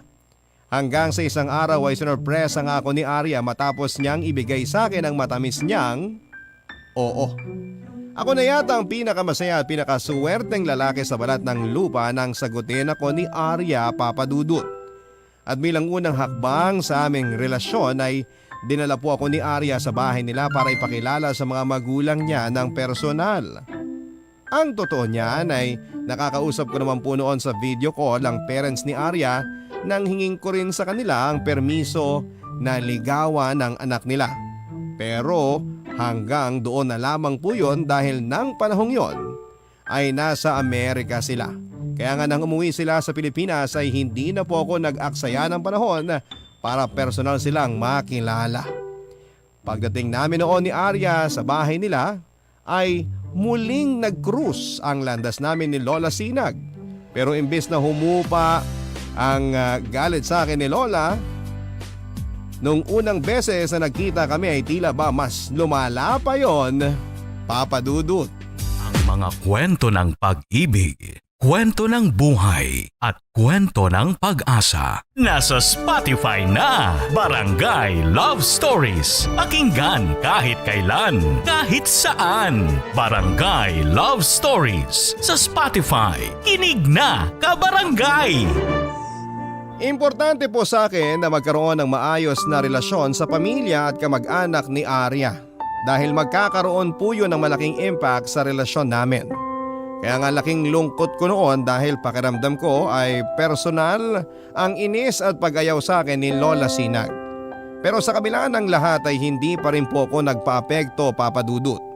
Kahit na madalas ako noong simangutan at irap-irapan ni Lola, ay palagi ko pa rin po siyang sinusuyo o di kaya ay pinapasalubungan ng paborito niyang dilaw na rosas. Minsan na rin po sa akin nasabi ng wife ko na hindi naman talaga ganon kasungit si Lola Sinag sa ibang tao. Nagkataon lang daw na mainit ang dugo niya sa akin dahil kahawig ko ang dati nitong kasintahan.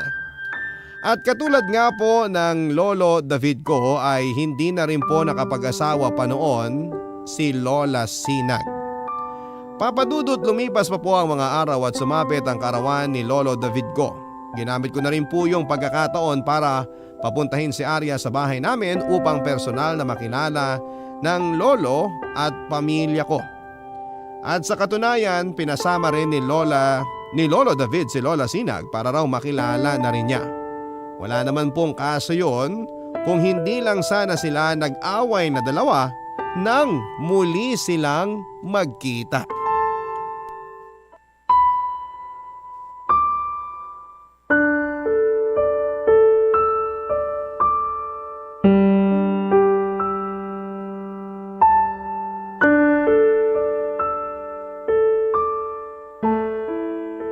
Hindi mo naman sinabi sa akin, Arya, na sa bahay pala ng huklubang matandang to tayo pupunta. At hindi mo rin sa akin sinabi, Caleb, na may bisita pala akong impakta. Anong sinabi mong matanda ka? Tingnan mo tong taong to. Hoy, baka nakakalimutan mo, matanda ka na rin. Pero di hamak naman na mas malakas pa ako sa'yo, no? Halata naman, kasi pati yung pagiging taklesa mo, hindi pa rin nagbabago. Abay, sumusobra ka na talaga! Lola Sinag, ano ba kayo? Huwag naman po kayo manggulo sa birthday celebration ng lolo ni Caleb. Kaya naman pala masama ang kutob ko noon pa dyan sa nobyo mo? Ayun pala'y kadugo siya ng amoy lupang ta? Pwede ba? Tumigil ka na nga sa mga pang-insulto mo sa akin. Lolo naman! Huwag niyo na pong patulan si Lola Sinag. Akala ko ba gusto niya siyang makilala? Oo nga! Panay kasi ang pagbida mo sa kanya, kaya kako, gusto ko siyang makita ng personal. Siyempre, pamilya siya ng nobya mo. Kaya ayos lang sa akin na imbitain mo sila sa birthday ko. Kaya lang, parang nagsisisi na yata ako. Ang kapal naman ng pagmumukha mo na makaramdam ng pagsisisi. Samantalang ako ang sising-sisi noon kasi nakilala kita. Matagal na panahon na yon para sa kaalaman mo. Huwag na nating ibalik pa ang nakaraan kasi naka-move on na ako sa'yo. Ano ka mo? Abay, ayos ka rin ah. Ikaw pa talaga nag-move on? Samantalang sa ating dalawa, ikaw tong nanakit sa akin. Ang lakas ng loob mong sabihin sa akin na mahal mo ako, ay tapos lolokohin mo lang pala ako't paasahin sa dulo. Aminin mo na, hindi talaga bukal sa puso mo ang pag-ibig mo sa akin. Ilang beses ko bang dapat ipaintindi sa'yo na totoo ang mga sinabi ko sa'yo noon? Ikaw lang tong mapagduda at hindi naniniwala sa akin. Pero bakit nahuli ko kayo noon ni Elena na magkayakap? Sige nga, kung totoong may nararamdaman ka sa akin na mga panahong yon, bakit ka nakipagyakapan sa ibang babae? Masyado ka lang marumi mag-isip. Ilang beses ko bang dapat sabihin sa'yo na wala akong gusto kay Elena? Magkaibigan lang kami. Pero may nararamdaman siya sa'yo. Ay di ba umamin siya? Alam ng lahat ng mga kabaryo natin kung paanong patay na patay siya sa'yo noon, David. Hindi ko siya gusto. Kung ayaw mong maniwala, bahala ka. Hindi mo na nga ako nun hinintay magpaliwanag eh.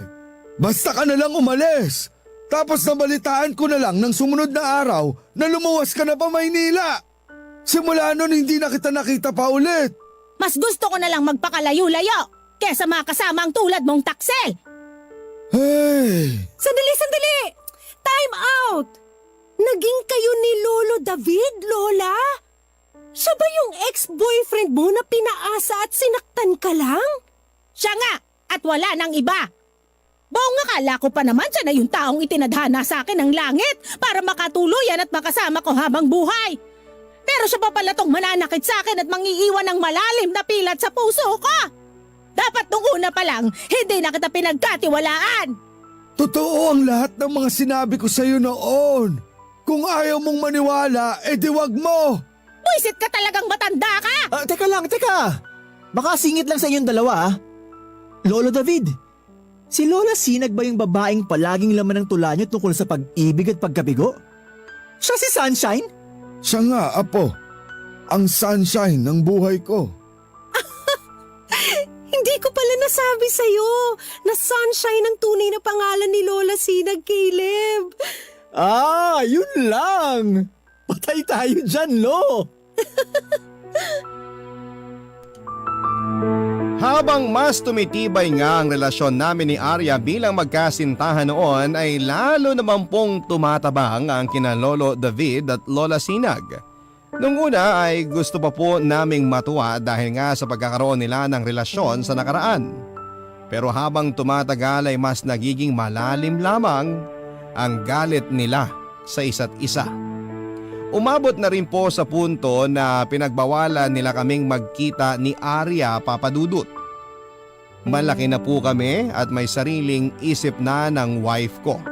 Kaya nga nang makapag-usap kami isang beses ay napagdesisyon na namin na maging tunay upang tuluyan ng magkabate ang dating magkasintahan na sina Lolo David at si Lola Sinag.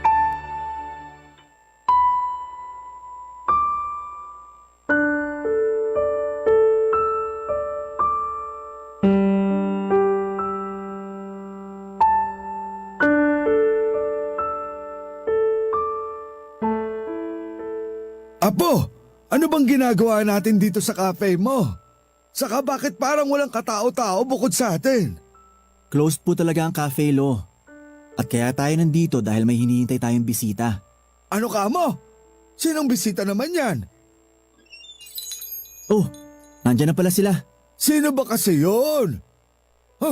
Anong ginagawa ng babaeng yan dito? Sinasabi ko na nga ba, hindi talaga maganda ang kutob ko sa pagdala mo sa akin sa lugar na to, Arya.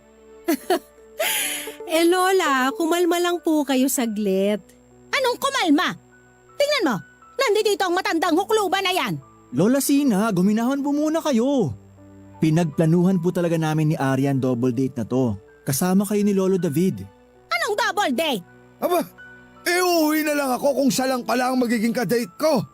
Lolo naman, please po.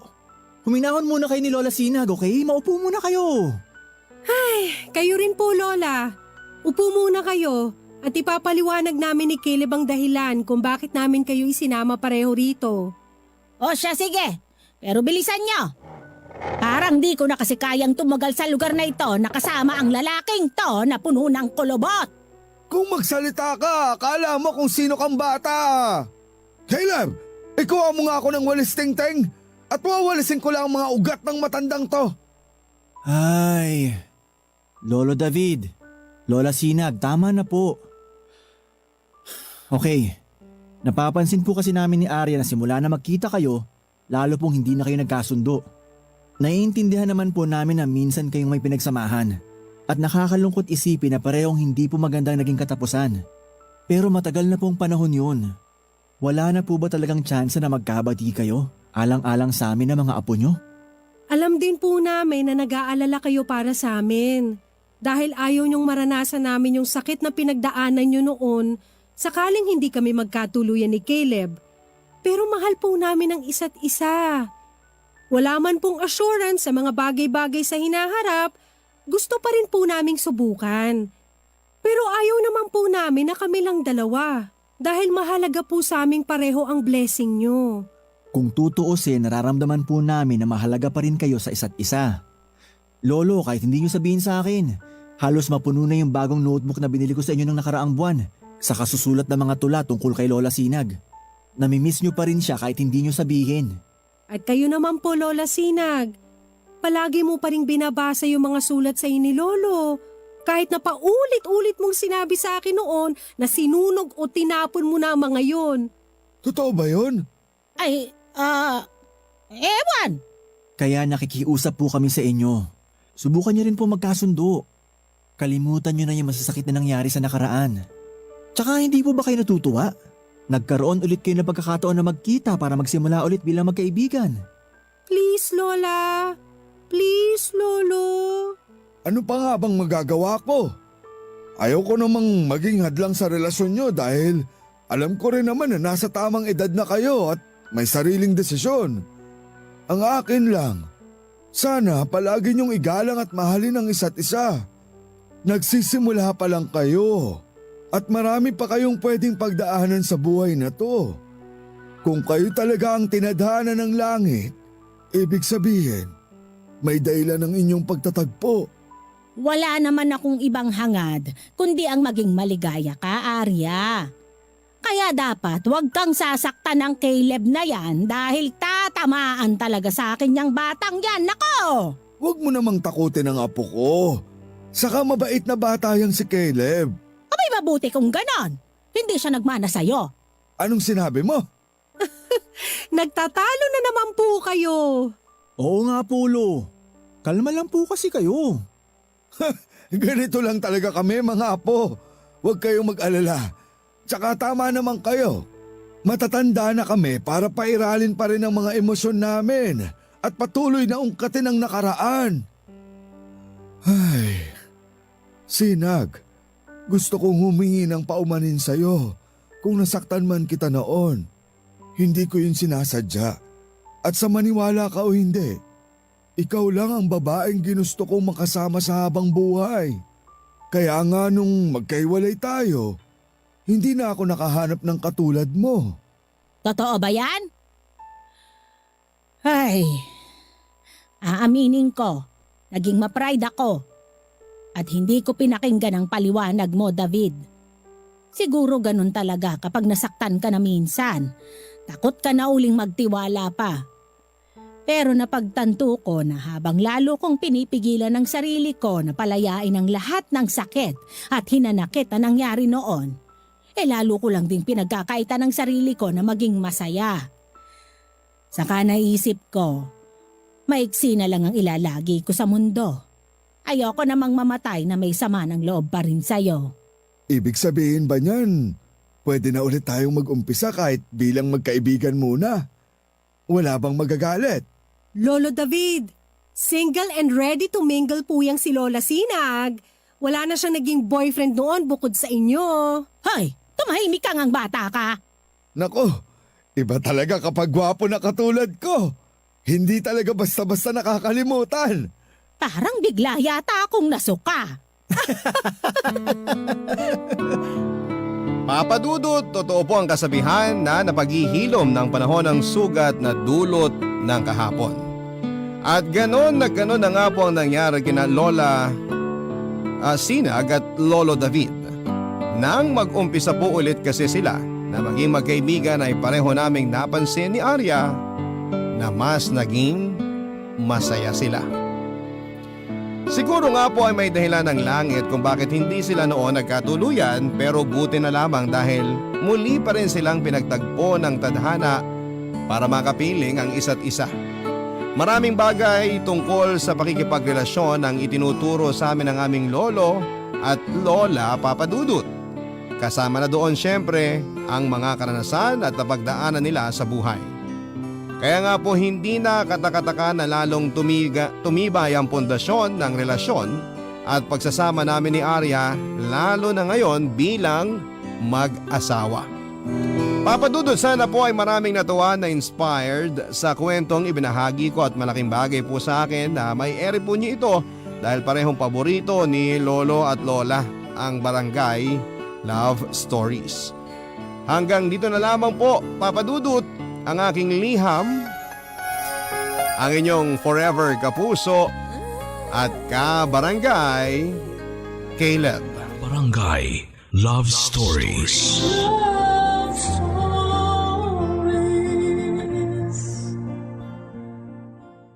Barangay LS 97.1 Number 1. Forever. Ang mga kwento ng pag-ibig, kwento ng buhay at kwento ng pag-asa dito sa Barangay Love Stories. Love Stories. Ang pagmamahal ay hindi lang puro tuwa at saya. Minsan ay kailangan din nating magsakripisyo at masaktan para mas maunawaan pa ang tunay na kahulugan. Ikaw, kabarangay, ano ang kaya mong isakripisyo para sa ngalan ng pagmamahal?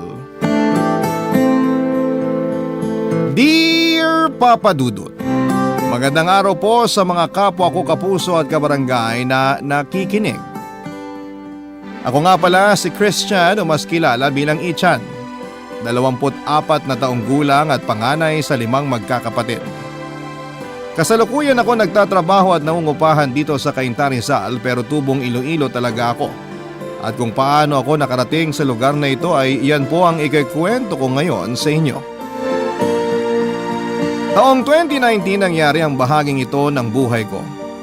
Malinaw pa rin sa alaala ko yung yugto ng buhay namin kung saan ay sobrang naging madamot sa amin ang kapalaran. Papadudot natigil ako sa kolehiyo dahil hindi na nga sapat ang perang kinikita ng mga magulang ko para tustusan ang pag-aaral ko. Dating nagtatrabaho ang tatay ko bilang maintenance sa factory ng isang sikat na soft drink brand sa amin sa Iloilo. Okay naman sana ang lahat kaso biglang natanggal si tatay sa trabaho niya. May kumpare kasi si tatay sa kalabang kumpanya. Ginamit yon ng management nila laban sa kanya. Mula noon ay nahirapan na siyang makahanap ng matinong trabaho. Naging pa-extra na lamang ang tatay ko, Papa Dudut. Ang nanay ko naman ay voluntary teacher sa isang non-government organization sa amin. Nagtuturo siya ng basic skills sa mga kabataan kagaya ng pagluluto, pagtatanim, pagsasayaw, arts at iba pa tuwing araw ng Sabado. Maliit lamang po ang sinasahod ng nanay ko sa pagiging volunteer teacher, Papa Dudut. Pero masaya naman daw siya sa trabaho niya dahil marami siyang mga natuturo ang bata. Bago kami naghirap ng husto ay isa sa mga ikinasasama ng loob ko ay yung kakulangan ng oras ng nanay ko sa amin ng mga kapatid ko. Oo nga't masaya siya na nakakapagturo ng mga bata pero kami mismong mga anak niya ay hindi niya gaanong napaglalaanan ng oras. Si nanay ang nagtanim sa isipan ko na pagdating sa pera, passion, ang habulin at hindi pera. Okay naman sana yung mindset na yon, Papa Dudut. Pero sa totoo lang, yun din ang sinisisi ko kung bakit kami naghirap. Accountancy ang tinapos ni nanay pero hindi niya raw ito gusto. Pinilit lang daw siya ng mga magulang niya para kunin ang kursong yon. Hindi matanggal sa isipan ko na maganda siguro ang buhay namin kung naging accountant ang nanay ko pero sa tingin ko ay huli na rin ang lahat kasi 50 na siya. Pilit ko namang iniintindi ang mga desisyon ni nanay pero iba lang talaga ang papasok sa isip mo. Lalo na kapag walang laman ang iyong sikmura.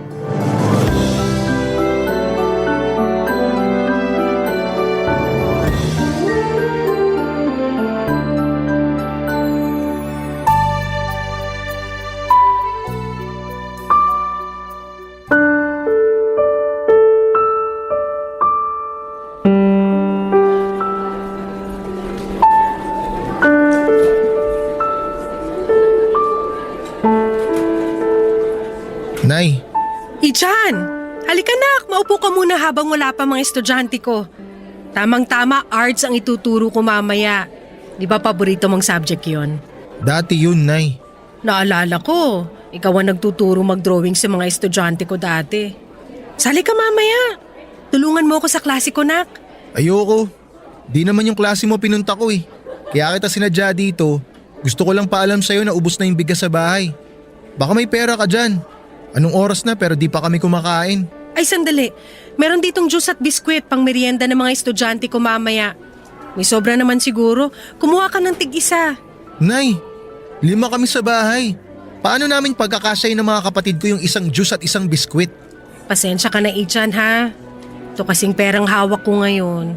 Budget to ng opisina para sa mga estudyante ko. Hindi ko pwedeng galawin o bawasan. Kita mo yan, Nay?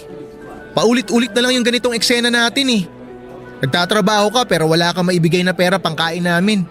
Pero may budget ka para sa mga estudyante mo. Hindi ko naman budget tong hawak ko. Pera to ng opisina. Sana talaga tinanggap ko na lang yung offer ni Insan na magtrabaho sa Germany. Pinilit-pilit nyo pa kasi ako mag-aral. Di nyo naman pala kayang pangatawanan. Kung hindi sana ako nakinig sa inyo na mag-college pa ako, siguro natutustusan ko na sarili ko ngayon kahit paano. Tapos ayaw mo rin ako mag-working student. Mas gusto mo kasi na gawin akong yaya ng mga kapatid ko habang nagtatrabaho kayo ni tatay. Wala na. Di na tayo makakaalis sa ganitong buhay. Pasensya ka na Ichan. Makakaahon din tayo. Hayaan mo makakabawi rin tayo. Pero kailan pa, Nay? Basta magtiwala lang tayo sa itaas. Hindi niya tayo pababayaan. Dinamay mo na naman ng Diyos. Di ka na nahiya. Nasa Diyos ang awa, nasa tao ang gawa. Itong anak ko talaga. Kung pagsabihan ako, parang siya ang nanay at ako ang anak. Sige na, uwi na ako. Nagkakabiroan na dito eh. As usual, mangungutang na naman ako sa katabi nating sari-sari store. Mag-ingat kapag uwi. Ay pero anak, ayaw mo ba talaga akong tulungan dito mamaya? Nung nakaraang Sabado kasi, hinanap ka nila Stella. Hindi ka na raw sumasali sa klase ko. Aasikasuhin ko muna sila bunso sa bahay. Kanina pa nagmamaktol eh. Masakit na raw sikmura nila sa gutom. Balik na lang siguro ako. Salamat Ichan ha. Pakisabi na lang sa kanila na mahal ko sila. Babawi talaga ako sa inyo. Drama nyo? Sige na, alis na ako. Papa Dudut, gusto kong humingi ng paumanhin sa mga kabarangay natin. May punto kasi ng buhay ko na talagang naging magaspang ang pakikipag-usap ko sa nanay ko. Siguro'y dala na rin ang hinanakit ko sa kanya na nabanggit ko sa umpisa nitong kwento. Pero hindi naman ako ganon lagi kapag sinusumpong lang. Madalas pag gutom ako o pag nabubwisit ako sa nanay ko. Sobrang hirap ng buhay namin noon. Yung mga pakete ng ketchup na tira sa mga meeting nila nanay ay inuuwi niya para lang may ulamin kami. Naalala ko noon kahit papaano kaya pa naming mag-family day tuwing linggo. Hanggang sa dumating yung madilim na panahon sa buhay namin ng pamilya ko. Madalas ang ulam namin kundi isang dilata na inutang sa tindahan, mantika na pinagpretuhan ng tawilis na bubudburan ng asin. Masasabi ko na ang dinadanas naming kahirapan ang lalong nagpapatatag sa aming magkakapatid. Naging mas close kami sa isa't isa at kapag may pagkain kahit kaunti lang ay sinisikap namin na pantay na mahatian ng bawat isa. Walang lamangan. Papadudot hindi sa pagyayabang pero masasabi kong may kahusayan ako pagdating sa pagdodrawing. Madalas akong kunin ni nanay para tulungan siyang magturo sa mga estudyante niya. Isa sa mga estudyante ni nanay na tuwang-tuwa kapag nagtuturo akong mag-drawing ay si Stella, 18 years old. Matagal na kaming magkakilala kasi iisa lang ang barangay namin. Isa rin siya sa mga paboritong estudyante ni nanay. Maputi si Stella, mahabang buhok, singkit at magaling sumayaw. Kahit maganda siya ay hindi ako nagka-interes sa kanya dati. Nakikita ko lang kasi siya bilang nakababatang kapatid ko. Hanggang sa dumating yung araw na unang beses akong nakaramdam ng kakaiba habang pinapanood ko siyang sumasayaw.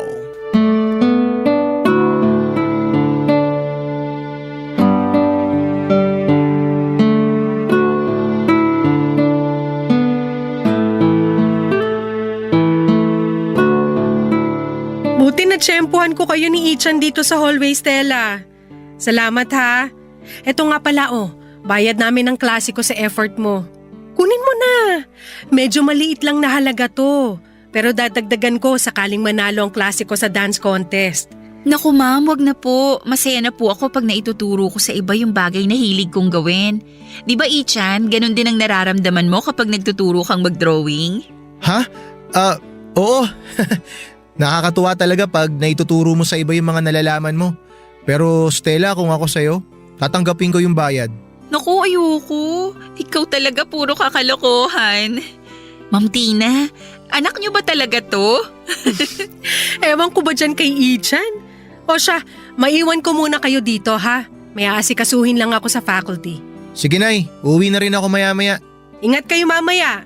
Bye po, Ma'am Tina. Stella, ang galing mo palang sumayaw. Pati yung facial expression mo kapag sumasayaw ka, tugma sa indak ng katawan mo. Ganyan talaga kapag halos araw-araw mong ginagawa ang isang bagay. Hindi mo namamalayan, magaling ka na pala sa mata ng iba. Tsaka sa sayaw ko lang din na-express yung sarili ko eh. Teka lang, crush mo ko no? Oh, ikaw? Crush ko? Sira, saan ang galing yan? Ilang taon na rin kasi kitang kilala. Pero alam mo sa totoo lang, ngayon ka lang hindi naging bata sa paningin ko. Hala, crush nga! Uy, crush ako ni Ichan! Uy, hinaan mo lang boses mo, nakakahiya. Ayoko nga! Bakit ka mahihiya? Tayo lang naman ang nandito sa hallway. Sige, kapag di ka tumigil halikan kita. Eh di gawin mo. Akala mo naman matatakot ako sa… Ichan, ano yun? Bakit parang nagulat ka? Akala ko ba hindi ka matatakot? Sinabihan kita pero ayaw mong tumigil eh. Nahalikan ka tuloy. Sus, mangbigla lang naman ang kaya mo eh. Kaya ninakawan mo ako ng halik kasi hindi ka talaga marunong. Hanggang smack ka lang. Ganito kasi ang humalik. Oh, anong feeling ng totoong halik? Uy, Ichan! Natulala ka na dyan. Masarap. Masarap ang alin? Yung halik mo. Masarap kang humalik. May ibig sabihin ba yung halik mo na yon, Stella? Para sa akin meron. Matagal na kitang gusto eh. Pero ikaw, kung paano mo i-interpret yung halik ko, nasa sayo na yon. Stella, may boyfriend ka na ba? Wala. Pwede bang maging tayo? Nahalikan ka lang ng masarap, gusto mo tayo na agad? Bilis naman nun. Naku, pasensya ka na. Hindi naman ako nagmamadali. Ang taas lang siguro ng emosyon ko ngayon. Hindi pa bumabalik sa normal. Grabe kasi yung halik mo eh. Para ako nasa alapaap. Nakaka-addict. Baka naman na-addict ka lang sa halik ko kaya gusto mo na maging tayo. Pa-experience nga ulit. Wow Sa ating dalawa, ikaw yata yung na-addict eh. Halikan mo na lang ako. Dami mo pang sinasabi eh.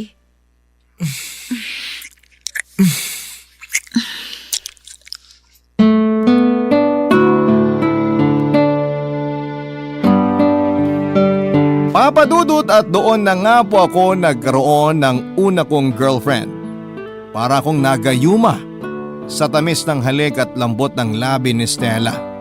Para bang bigla na lamang akong namulat sa katotohanang gusto ko pala siya. Hindi ko man inaasahan na may gusto rin pala siya sa akin ay masaya ako sa relasyon naming nagsimula sa biruang halik. Kahit sobrang bilis at madaling nagsimula, alam ko sa sarili ko na seryoso ako kay Stella. Madalas na akong pumunta sa klase ni nanay para lamang makita ko siya. Natutuwa ako sa mga lakad naming magka-holding hands pag hinahatid ko siya pauwi. Mabait si Stella at sweet siya. Siya yung tipo ng babae na fishbowl lang, palamig, simpleng lakad pauwi at konting lambingan ay okay na sa kanya basta't magkasama kaming dalawa. Sobrang saya ko sa piling ni Stella, Papa Dudut. Noon ko lang naramdaman na ganun pala ang feeling kapag may jowa ka at mahal na mahal ninyo ang isa't isa. Yung tipong gusto mo na parati kayong magkasama. Yung kahit lagi kayong nag-uusap ay hindi kayo nagsasawa. Tuwing magkaharap kayo ay para bang kayo lang ang tao sa mundo. Nang simula noon ay inosente lang ang relasyon namin.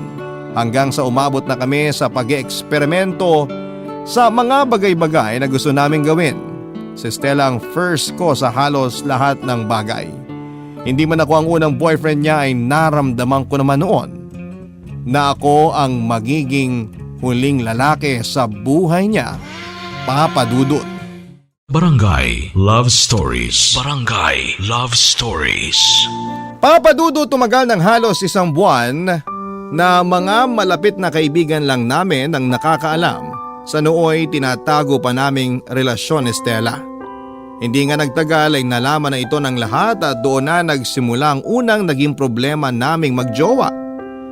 Doon ko lang nalaman na ayaw ni nanay sa relasyon namin ni Stella pero hindi naman niya sinabi kung ano ang kadahilanan. Basta ang sabi niya lang sa akin ay kailangan kong hiwalayan si Stella sa lalong madaling panahon dahil hindi raw siya ang babaeng nararapat para sa akin. Hindi naman talaga maiiwasan na magkaroon ng hadlang sa pakikipagrelasyon. Pero ang masama lang kay nanay ay dinadamay pa niya noon ang mga kapatid ko sa problema niya kay Stella. Hindi ko alam kung ano ang sinabi ni nanay sa mga kapatid ko pero ramdam ko ang pag-iwas nila sa akin na para bang meron akong sakit na nakakahawa. Nakakamiss man ang mga kulitan at mga bonding namin ng mga kapatid ko. Pero isip-isip ko noon ay hindi ko iiwanan si Stella para lamang bumalik yung kulitan naming magkakapatid. Inisip ko na balang araw ay matatanggap din nila ang relasyon namin ni Stella at umaasa rin ako na babalik ang closeness nilang dalawa ni nanay. Pero nawalan ako ng pag-asa noong dumating yung mismong araw ng dance contest. Nanalo ang klase nila nanay at pinatawag sa stage kung sino ang nagturo sa sayaw sa klase. Paakyat na sana si Stella sa stage nang biglang sumigaw si nanay at pinababa siya. Isinigaw ni nanay na huwag siyang aakyat at ayaw niya raw na makasama si Stella sa stage. Nakita ko kung paanong napahiya si Stella sa mga taong naroon. Yung saya at excitement niya noong paakyat na sana siya ay mabilis na napalitan ng kahihiyan. Noong pagkakataong yun ay hindi na ako nakapagtimpi at kinumpronta ko na si nanay Papadudut.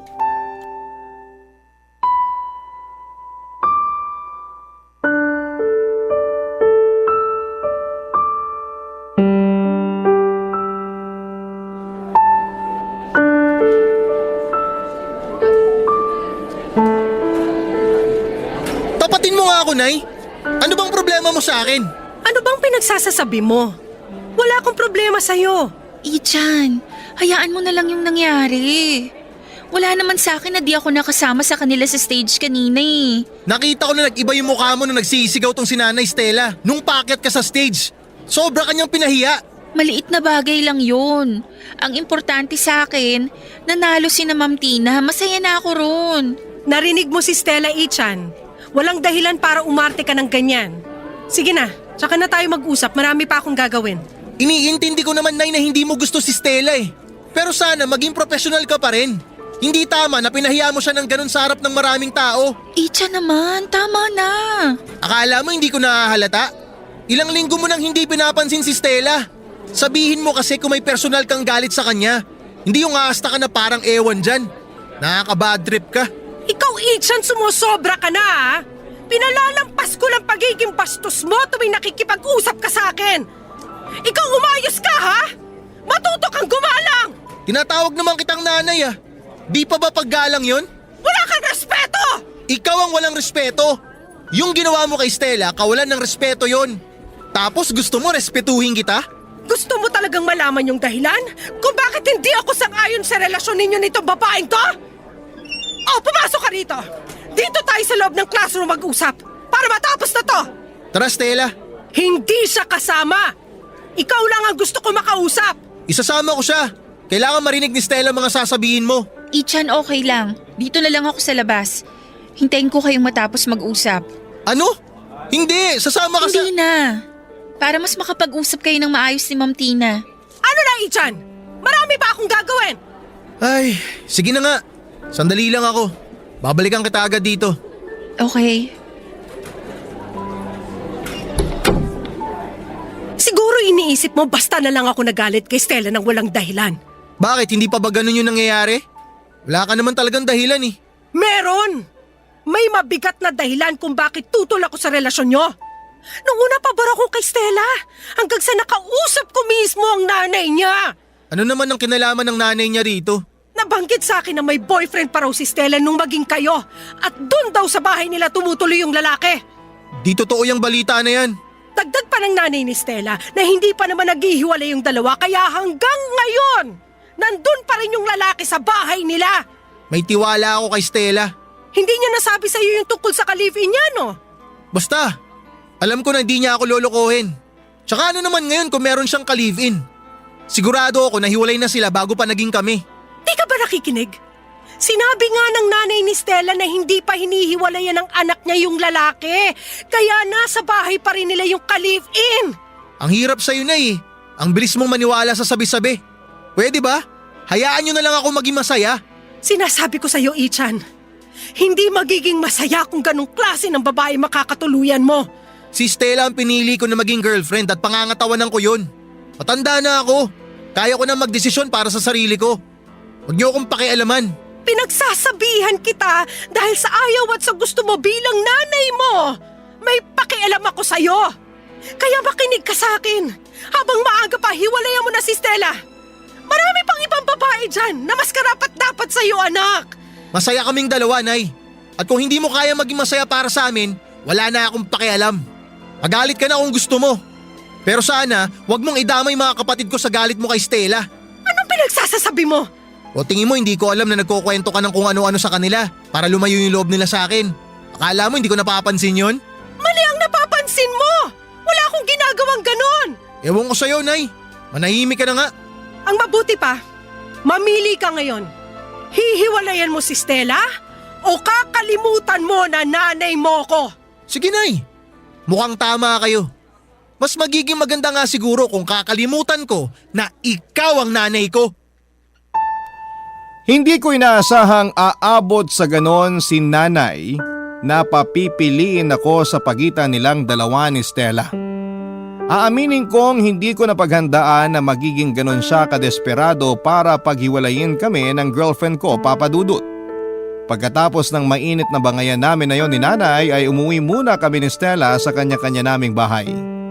Hindi ko na muna siya kinumpronta tungkol sa mga sinabi ni nanay. Pakiramdam ko ay hindi yon ang tamang pagkakataon para pag-usapan namin yon. Isa pa ay galit na galit ako noon kay nanay dahil sa mga paratang niya. Umiral na naman ang pagiging balasubas kong sumagot-sagot sa nanay ko. Hindi ko kasi napigilan ang galit ko. Pag-uwi ko sa bahay ay nag-impake kaagad ako at kapansin-pansin na hindi ako kinikibo ng mga kapatid ko. Kahit nakikita na nilang maglalayas na ako. Nakumbinsi ko naman yung uncle kong matandang binata sa father's side na doon na muna ako sa bahay niya tumuloy pansamantala. Ang nakakatuwa pa habang nakapisan ako sa kanya ay binigyan niya ako ng offer. Inaabutan niya ako ng pera kapalit na mga pagtulong ko sa mga gawaing bahay. Magaan lang halos ang mga ginagawa ko noon sa bahay ni uncle. Hindi ako nahirapan sa paglilinis. Nagkataon naman na 5 minutong lakaran lang ang layo ng bahay ni uncle sa bahay ni Stella. Kaya kinagabihan noong mismong araw ng paglipat ko sa bahay ni uncle ay nagpunta ako kay Stella para kausapin siya, Papa Dudut.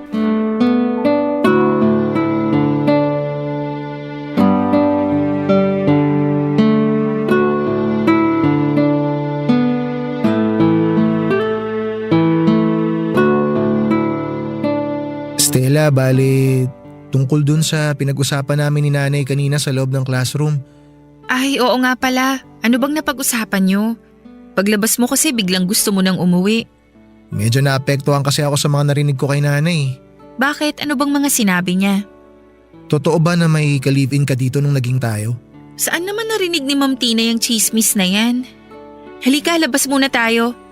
Ikukwento ko ng buo sa'yo habang naglalakad. Tara. Sige.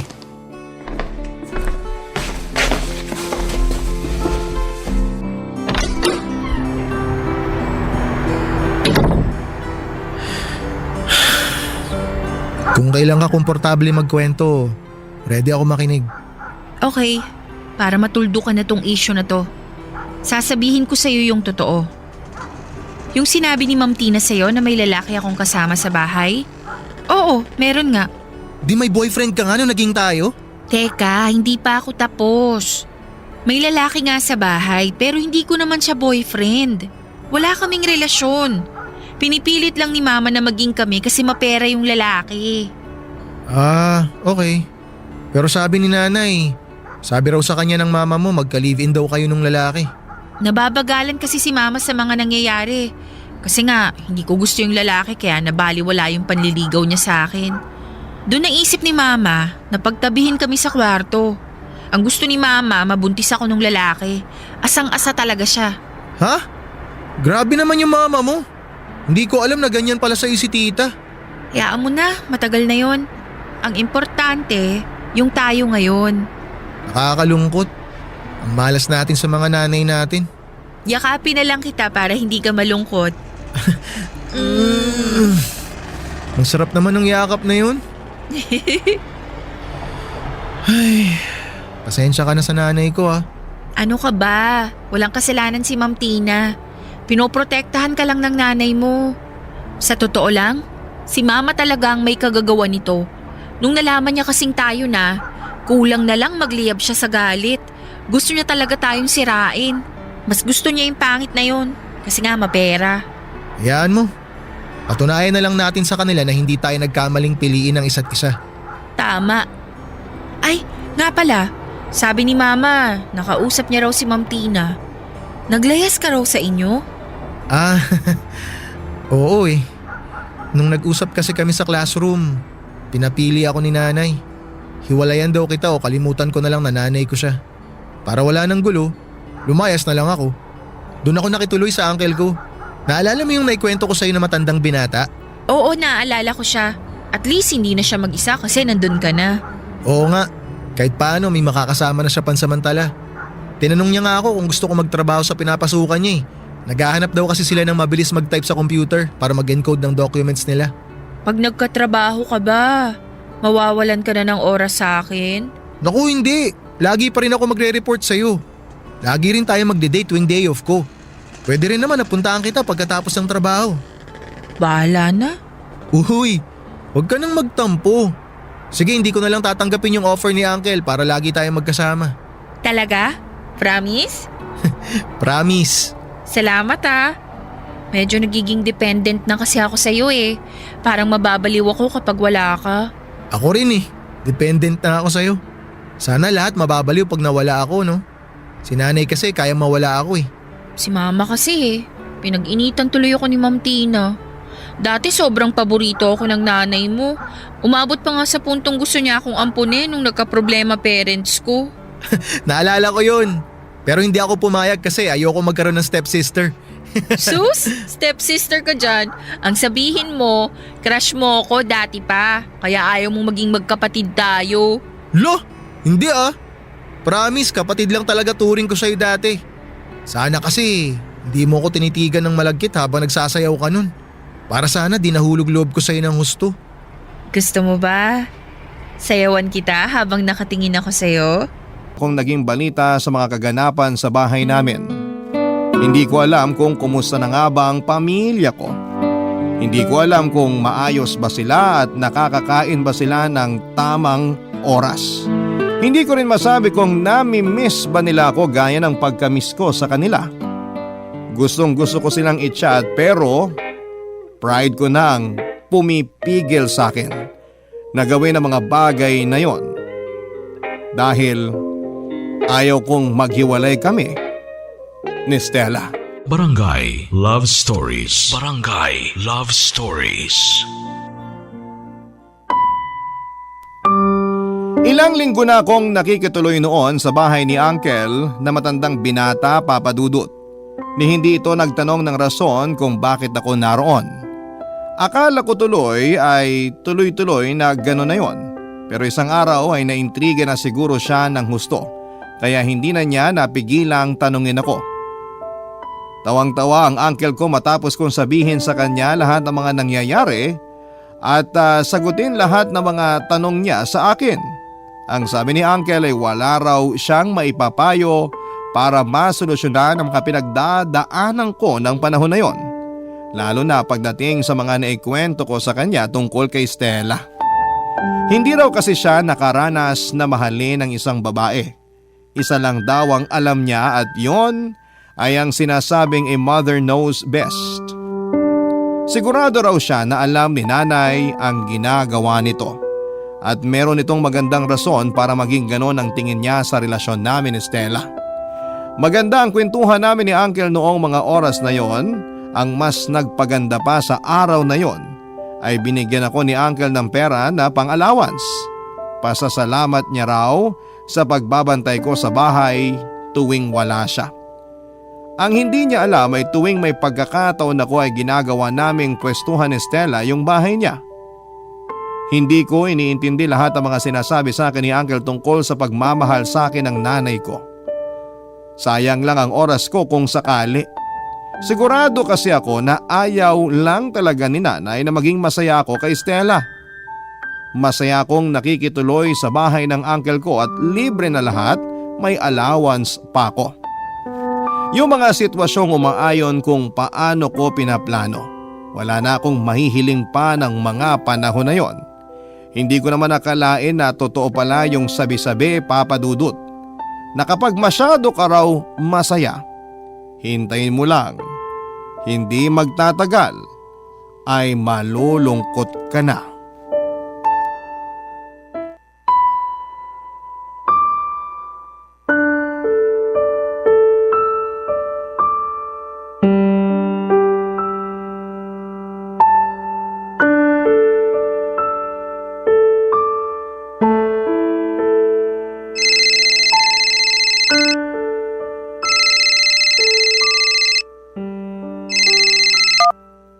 Oh, napatawag ka ngayon. Anak mo na ba ako ulit? Ichan, anak, pasensya ka na sa mga nasabi ko nung nakaraan. Nagpadala lang ako sa emosyon ko nung huling beses na nagkausap tayo. Pero anak, sana ngayon, pakinggan mo na ako. Nay, kung tungkol pa rin yan sa amin ni Stella na keso kailangan namin maghiwalay, huwag nyo nang sayangin ang oras ko. Hindi ko ihiwalayan si Stella. Tapos. Kung dahil doon di mo na ako kakausapin, di wag na tayo mag-usap. Sa totoo lang, mas gusto ko pa nga yun eh. Bakit ka pa kasi tumawag? Maayos na buhay ko dito kay Uncle. Tsaka para sabihin ko sa'yo, masaya pa rin kami ni Stella. Nasaan si Stella ngayon? Bakit mo tinatanong? Nagsabi ba siya sa'yo na may pupuntahan siya? Ano ba yung mga tanong mo, Nay? Para kang ewan. Sagutin mo na lang kasi, nasan daw si Stella ngayon? Nasa bahay nila, natutulog. Oh, masaya ka na? Yun ang sabi niya sa'yo? Nasa bahay siya? Yun ang sabi niya sa akin nung magkausap kami kanina. Ichan, ayaw kitang masaktan pero para to sa kapakanan mo. Ano ba tong trip mo, Nay? Gusto mo na bang maging investigador ngayon? Ayaw mo na mag-teacher? Sa convenience store na katabi ng NGO office namin. Pumunta ka ron ng mga 1:00 hanggang 2:00 ng hapon. Ilang beses nang natsyempohan si Stella ron. Oo ngayon? Ano naman kung nandun siya? Baka nagkataong may binibili lang. Baka sakaling pag nakita mo rin siya ron, maintindihan mo na yung sinasabi ko. Eto baka sakaling maintindihan mo, Nay. Hindi ako pupunta ron sa convenience store na sinasabi mo. Katotohanan na magpapalaya sa'yo, nak.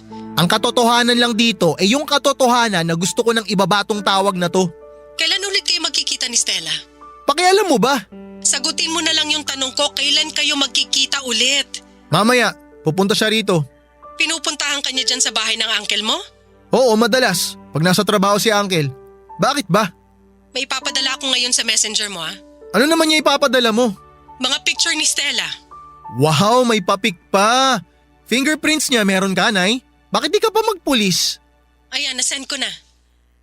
Ichan, kung ano man ang kalabasan na mangyayari mamaya sa pagkikita niyo ni Stella, dumiretso ka dito sa bahay, ha? Palagi kang welcome dito.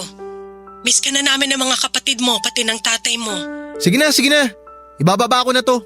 Nak, tignan mo yung mga picture na pinadala ko sa'yo, ha? Oo, titingnan ko mamaya. Ay, si nanay ang daming alam. Pasend-send pa ng mga picture ni Stella. Parang tanga. Ay, tingnan ko na nga yung mga sinend niya nang matapos na. Teka, si Stella ba to? Oh, ito nga yung convenience store sa tabi ng office nila nanay. Pero sino tong lalaki na kasama ni Stella? Magka-holding hands pa sila ha? Ichan? Ichan, nandito na ako.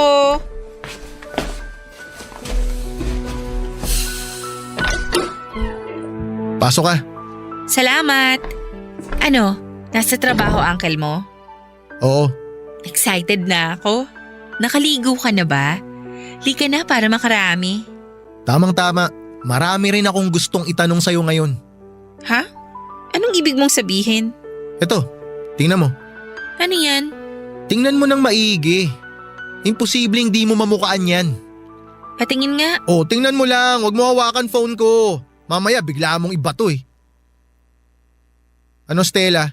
Ang saya mo dyan habang magka-holding hands kayo. Kanino galing yung mga picture na yan? Kay nanay. Fairness sa nanay mo ah. Malinaw kumuha ng pictures, di pasmado. Huwag ka na maraming sinasabi. Ngayon, sagutin mo tanong ko. Sino tong lalaking to? Si Han, Anong Han? Sino tong lalaking to? boyfriend ko. Niloloko mo ba ako? Ayoko sanang malaman mo. Pero nandito na tayo eh. Pero ako boyfriend mo ah. Din. Boyfriend din. Pinagsabay mo kami? Oo. Natuwa kasi ako sa'yo. Open naman kami ni Han sa mga kaharutan kaya alam niya ang tungkol sa atin. Ano? Hindi ko maintindihan.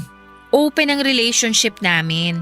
Kaya sa mga pagkakataong bored kami sa isa't isa, nag-e-entertain kami ng jojowaing iba. Anong kalokohan yan? Icha, naaminin ko sa'yo.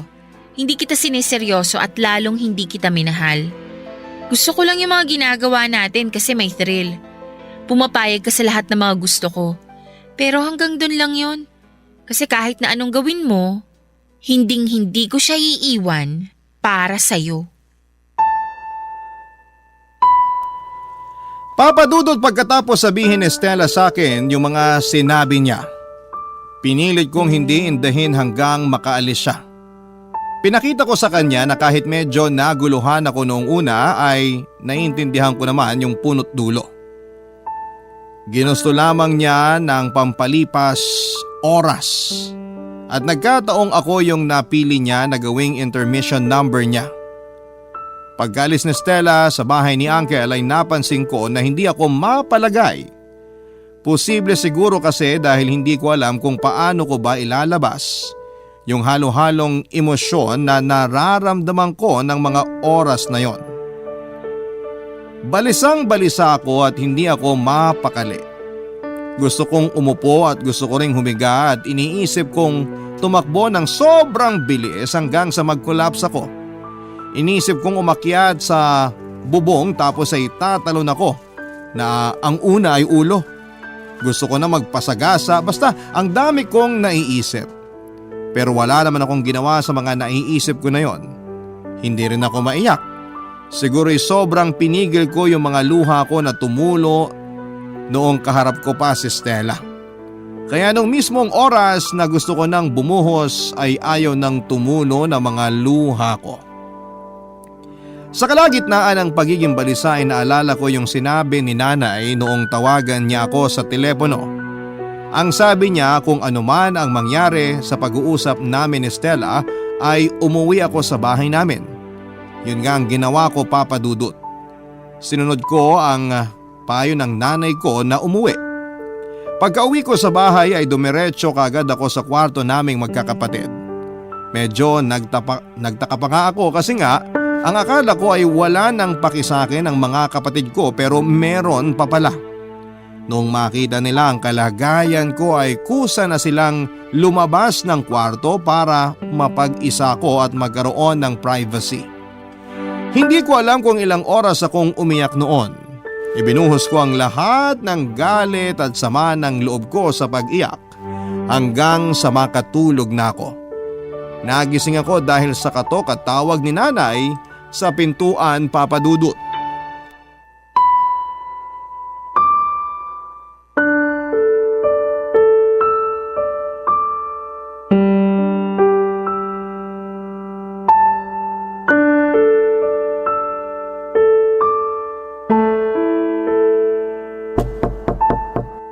Ichan.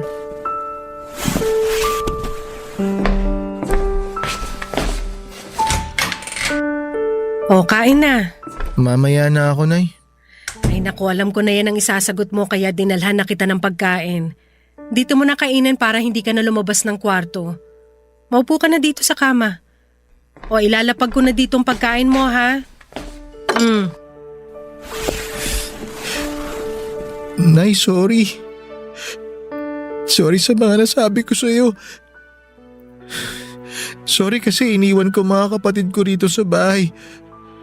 Sorry na tinalikuran ko yung mga responsibilidad ko bilang panganay. Tinalikuran ko lahat yun dahil lang sa isang babae. Sorry sa lahat, Nay. Okay lang yan, nak. Nabulag ka sa pagmamahal kaya mo nagawa yung mga bagay na yon. Pero mabuti ka namang anak at mabuti kang kuya sa mga kapatid mo. Sana maging leksyon din to sa'yo para kapag pumili ka ng mapapangasawa, kilalanin mo muna ng husto. Si nanay naman. Asawa agad? Doon din naman papunta yun. Tsaka tandaan mo rin anak na ang pamilya laging nandyan para sa'yo. Kahit ano pang mangyari, kahit anong mali pa ang magawa mo, matatanggap at matatanggap ka pa rin namin. Salamat, Nay. Sorry ulit. Okay na yun. O siya, kumain ka na muna. Mukhang masarap tong tinola. Si Bunso ang nagluto niyan. Nung wala ka siya, nagluluto dito sa bahay. Grabe naman. Nawala lang ako ng ilang buwan, marunong na magluto si Bunso. Ay, nga pala, Nay.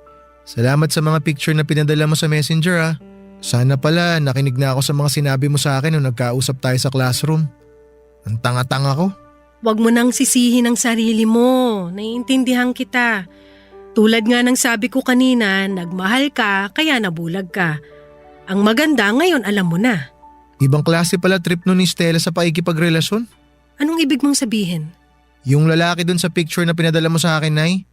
Boyfriend pala talaga niya yon. Isinabay niya lang ako. Kasi raw natuwa siya sa akin. Ibang klase nga, no? Eto pa, Nay.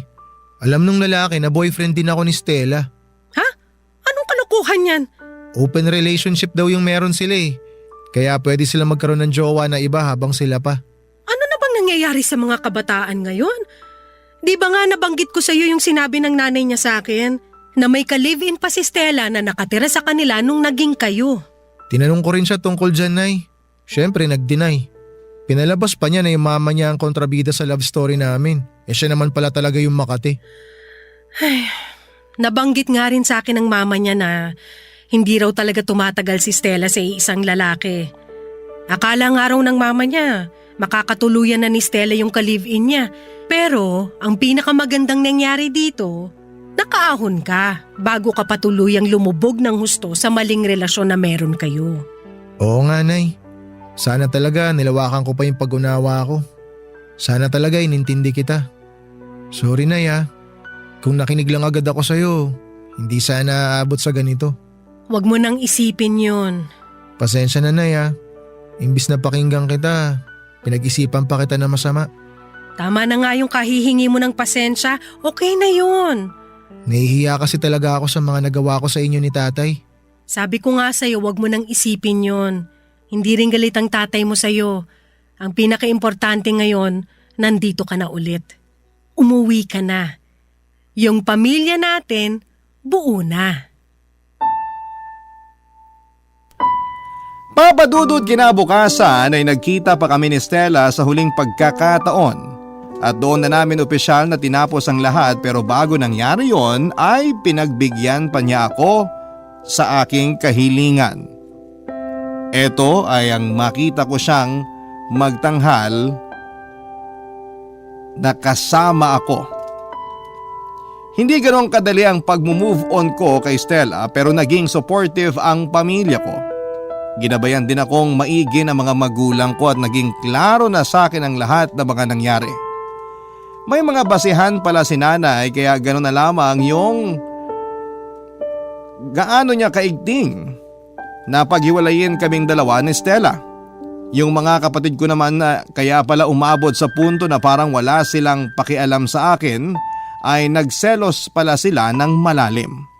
Kasi raw, yung oras na dapat ay ibinibigay ko sa kanila ay ibinubuhos ko lamang lahat kay Stella.